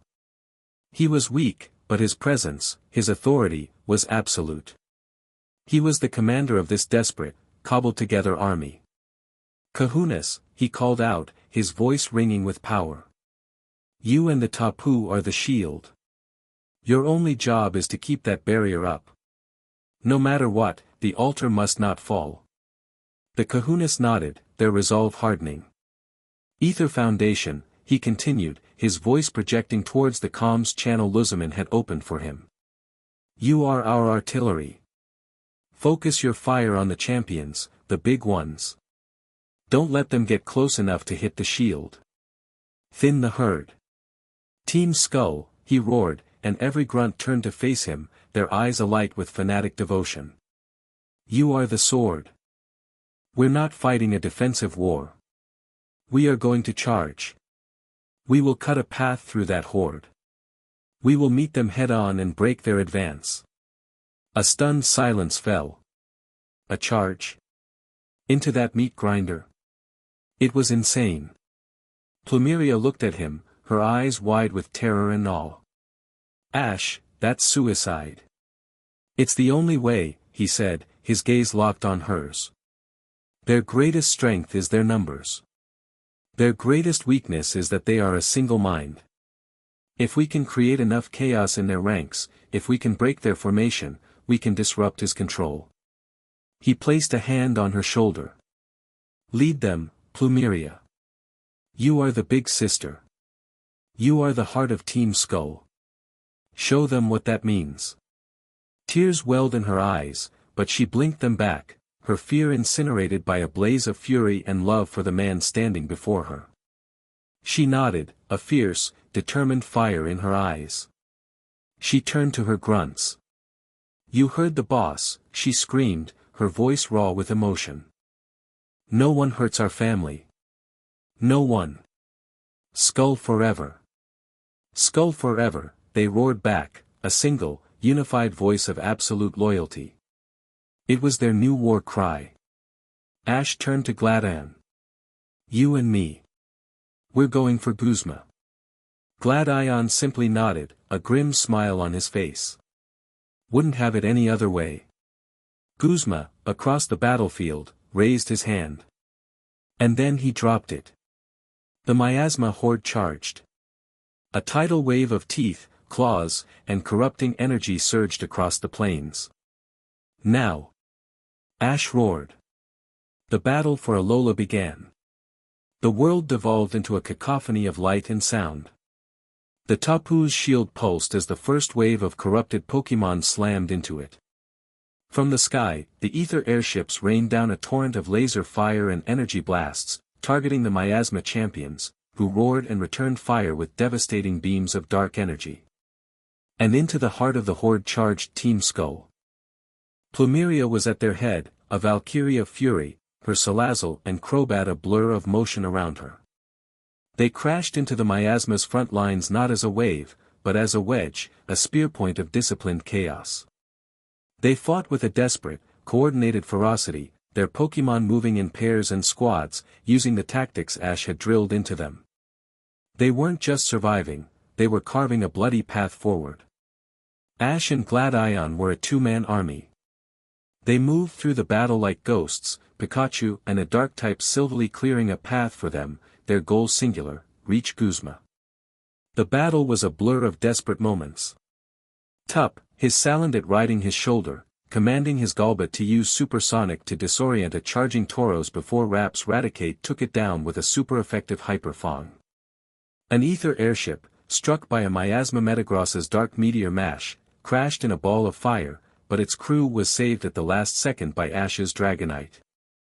Hala, his Hariyama at his side, stood like a mountain, physically repelling corrupted Pokémon that got too close to the shield generators. But the horde was endless. For every one they took down, 3 more took its place.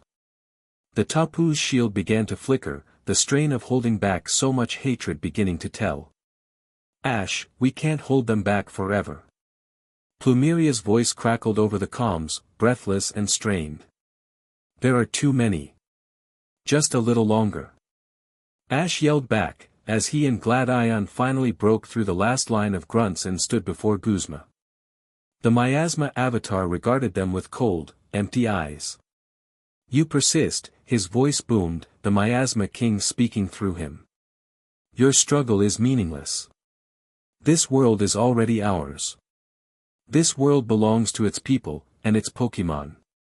Ash shot back, his Pikachu sparking at his side. Guzma. If you're still in there, fight him. Don't let him do this. Guzma is gone, the entity replied. There is only the void. It raised a hand, and the miasma armor around its body flowed and solidified into a massive, jagged blade. It moved with a speed that defied its size, engaging Ash and Gladion in a furious melee. It was no longer a Pokémon battle. It was a clash of wills. Gladion Silvally, switching between types with blinding speed, tried to find a weakness. Ash's Pikachu was a lightning-fast blur, but its attack seemed to do little more than annoy the miasma vessel. Ash knew he was too weak. His aura was a candle against a hurricane.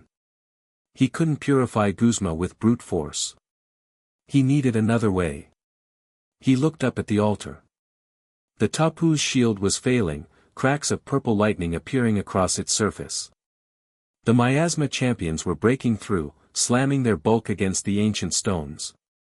The kahunas were being overwhelmed. They were out of time. Gladion. I have a plan. Buy me 1 minute. Ash yelled.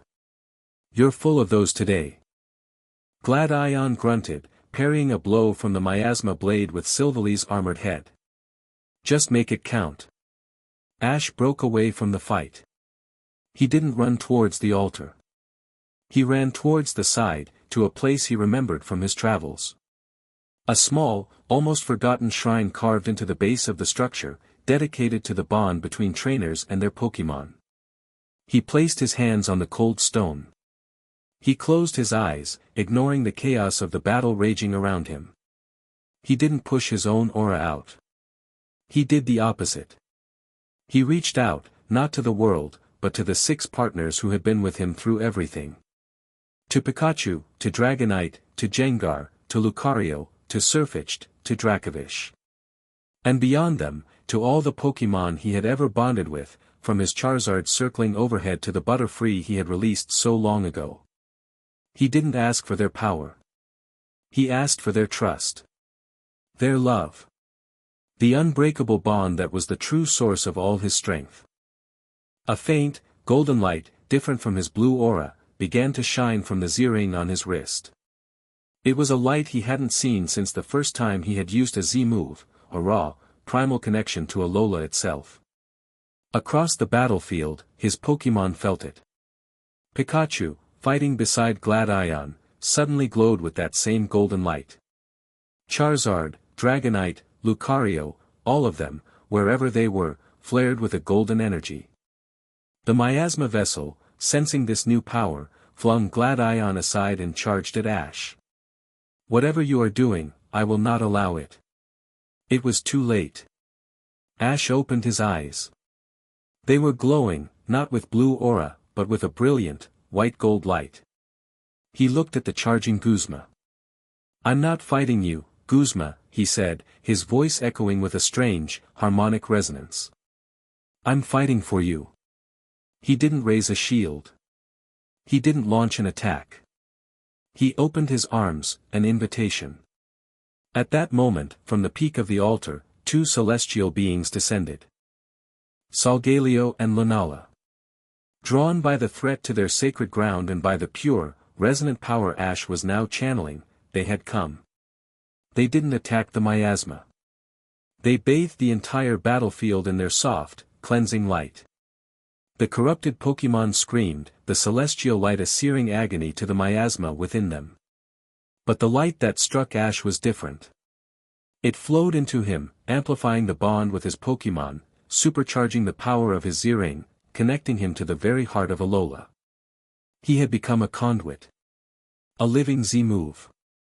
Guzma, his miasma blade raised, hesitated for a fraction of a second, his charge faltering as the celestial light washed over him. In that moment of hesitation, the real Guzma, the one buried deep inside, fought back. Ash saw it. He surged forward, his body wreathed in a storm of golden-white energy, the combined love of his Pokémon and the divine power of Alola made manifest. He didn't strike Guzma. He embraced him. He slammed into the miasma vessel, and for a moment, the world was nothing but a silent, blinding explosion of pure, white light. It was not a battle of power. It was an act of absolute, unconditional empathy. Ash wasn't trying to destroy the miasma.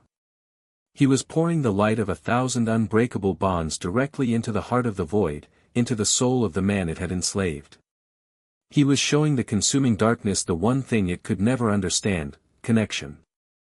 The Miasma King, on the other side of the dimension, roared in psychic agony as the light of Alola, pure and weaponized, surged back through its herald and into its own dimension, a poison to its very being. The miasma armor around Guzma cracked. It shattered. It dissolved into black dust. Guzma himself stood there, his eyes wide, the violet light fading, replaced by their natural, terrified brown. He looked at his hands, then at Ash, who was still holding him, the golden light slowly receding. "Ash," he whispered, his voice his own again. Then his eyes rolled back, and he collapsed, unconscious but free. The moment their herald was severed, the psychic link controlling the miasma horde broke. The legion of corrupted Pokémon faltered, their movements becoming confused, erratic. The hive mind was shattered. The swirling vortex above the altar, its connection to its anchor lost, began to violently destabilize.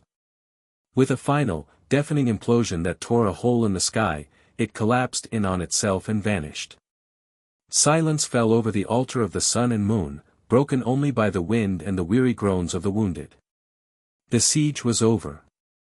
Ash stood over the unconscious form of Guzma, swaying on his feet. The golden light was gone. He was just Ash again, pale, exhausted, but smiling. He had done it. Plumeria, her face streaked with dirt and tears, fought her way through the now confused Pokémon and ran to him. She didn't say a word. She just threw her arms around him, holding on as if she would never let go. The war for Alola had been won. Not by power, but by the one thing the darkness could never comprehend. Chapter 8, The dawn after the dawn broke over Pony Island, soft and tentative, as if afraid of what it might find.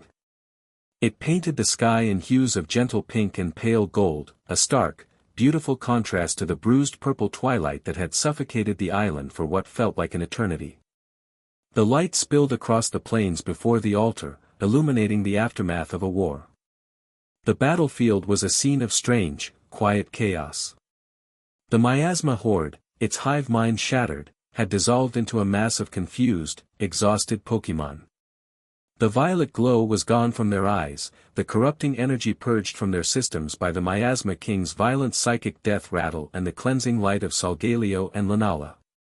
They wandered aimlessly, dazed and weak, no longer soldiers but simply lost creatures.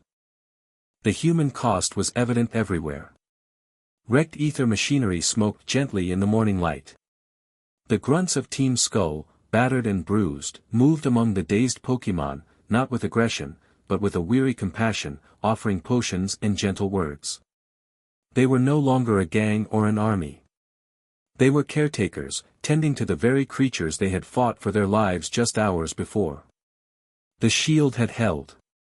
The altar was safe. Alola was safe. In the center of it all, a makeshift triage had been set up. Guzma was there, still unconscious, but his breathing was steady. The black, vein-like marks of the miasma were fading from his skin, leaving him pale but blessedly free. He was surrounded by his own Pokémon, who were also free of the corruption, their monstrous forms having receded, leaving them scarred but themselves. They guarded their trainer with a fierce, weary loyalty. A few yards away, Ash sat with his back against one of the altar's ancient stones, Pikachu curled up asleep in his lap. He was awake, but barely. The final, monumental act of channeling Alola's spirit had drained him completely, leaving him feeling hollowed out, a ghost in his own skin. His aura was a deep, silent pool, utterly still. Plumeria sat beside him, her shoulder pressed against his, a silent, solid presence. She hadn't said much since the battle ended. There were no words big enough. The architects of their fragile alliance approached, Luzamin, Gladion, and the four kahunas. Their faces were etched with exhaustion, but also with a profound, bone-deep relief. Luzamin stopped before Ash. The icy pride, the fierce authoritarianism, it was all gone. In its place was a humility he never thought he would see on her face. "The miasma is gone," she said, her voice quiet.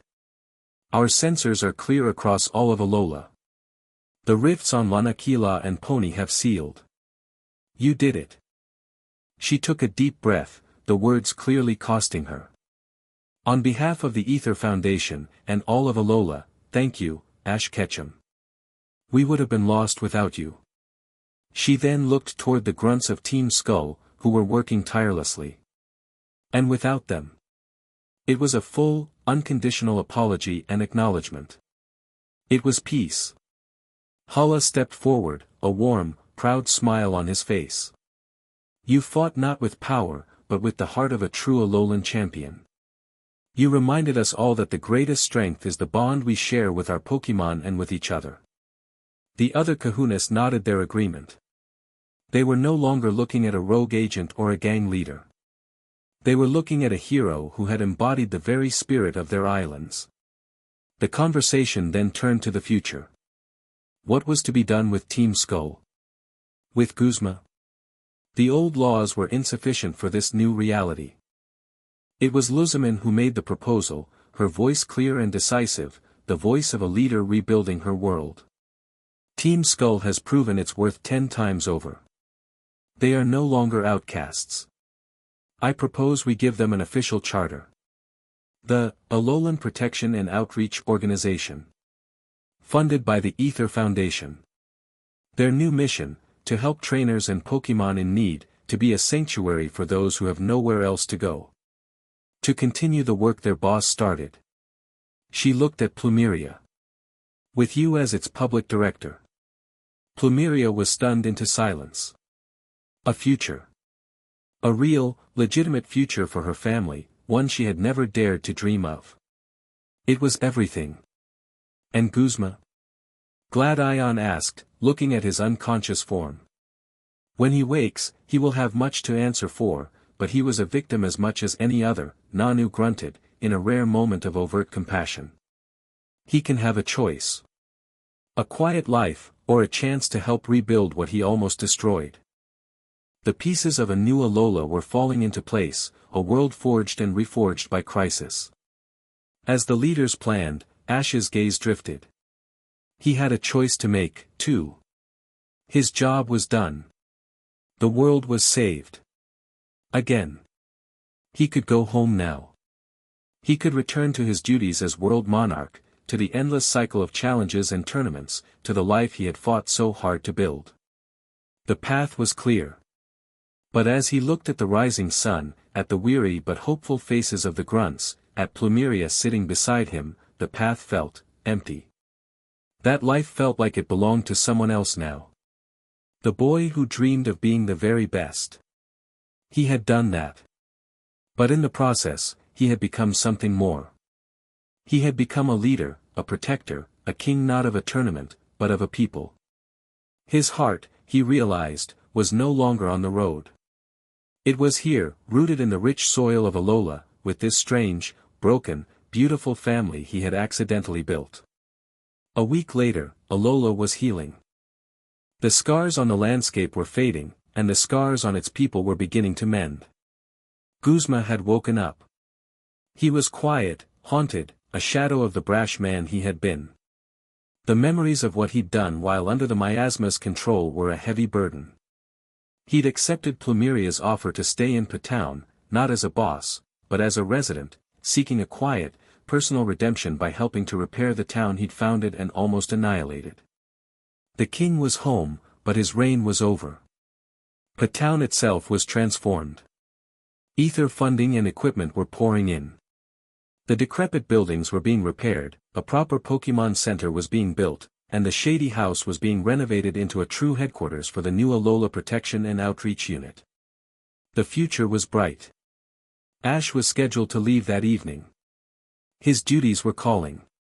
A formal celebration was being held in his honor in Iki Town, a final farewell from the islands he had saved. He stood on the beach in Hawali City, staring out at the ocean as the sun began to set, painting the water in brilliant strokes of orange and fiery red. He felt a profound sense of melancholy, a feeling he hadn't experienced since leaving his oldest friends behind on his journey. "Don't tell me you're thinking of swimming back," a familiar, husky voice said from behind him. He turned. Plumeria was there, out of her usual skull gear, wearing a simple black sundress. She looked different, softer, but the same fierce light was in her eyes. "Just thinking," he said with a small smile. "About leaving us all behind for your fancy throne," she teased, though there was a genuine question underneath it. "Something like that," he admitted. He looked out at the waves. "When I first became monarch, I thought that was the destination. The end of the journey. But it wasn't. It was just another step." "And what's the next step?" she asked, her voice quiet. Ash was silent for a long moment. He thought of the cheering crowds, the flashing cameras, the endless parade of powerful trainers wanting to take his crown. Then he thought of the proud, determined faces of the grunts, of the quiet satisfaction of rebuilding a broken town, of the feeling of Plumeria's shoulder against his as they faced down the end of the world. "You know," he said, turning to face her fully. "Back in the canyon, when that miasma night was about to finish me, you stood in its way. You were ready to die for me." Plumeria flushed, looking down at the sand. "Don't get all mushy, boss. Just doing my job. Can't have the organization's biggest asset getting himself pulped." "Plumeria," he said, his voice soft but firm, making her look up at him. He took a step closer. "Why did you really do it?" She met his gaze, and all her walls, all the sarcasm and the cynical defenses she had spent a lifetime building, finally crumbled away. "Because you're an idiot," she whispered, her voice thick with an emotion she could no longer hide. "And you're my idiot. Because you came here and you saw a bunch of worthless, forgotten trash, and you decided we were worth saving." A single tear traced a path down her cheek. "Because in all my life, you're the first person who ever really saw me."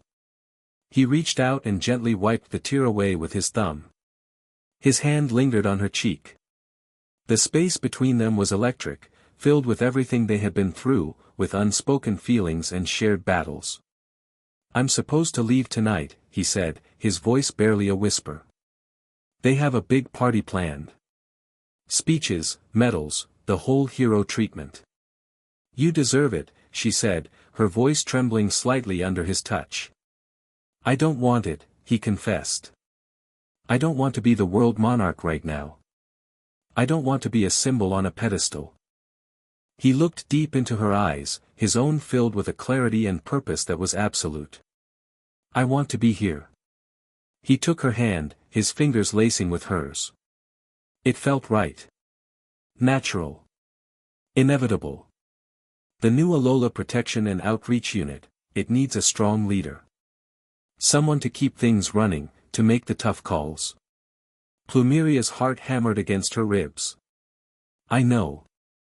Luzaman wants me to, I know," he interrupted gently. "But every good director needs a partner. Someone to handle the special projects. The hands-on stuff." A slow, genuine smile spread across his face, the first truly carefree smile she had seen from him. "Patown could use a permanent leader. It's Skull King. And I can't think of anyone better to help me run it." The world seemed to stop. The setting sun, the sound of the waves, it all faded away. It wasn't a grand, romantic declaration. It was something better. It was a choice. A partnership. A promise of a shared future. She didn't answer with words. She surged forward, her free hand tangling in the front of his jacket, and pulled him into a kiss. It was fierce and desperate and tender all at once, a kiss that tasted of salt and sunlight and second chances. It was the culmination of everything, the blackmail, the battles, the arguments, the shared terror and the quiet moments of trust. It was the sealing of their unholy alliance, transformed into something sacred. When they finally broke apart, breathless, they just looked at each other, smiling. The path forward was no longer a question. It was a shared destination. So, she said, her voice a happy, shaky whisper. What's next? Boss? Ash's smile widened. He squeezed her hand, his gaze turning from her to the vibrant, living islands around them. His journey wasn't over. It had just found its home. What's next, he said, his voice filled with a joy he hadn't felt in years, is we get to work. The world monarch had abdicated his throne, not for a crown, but for a home. The hero had found his purpose not in saving the world, but in building a small piece of it with the woman he loved. The Skull King of Alola stood with his queen on the shores of their kingdom, the dawn of a new life brilliant and endless before them. The end. Thank you for watching this video. Please be sure to subscribe to our channel and like this video.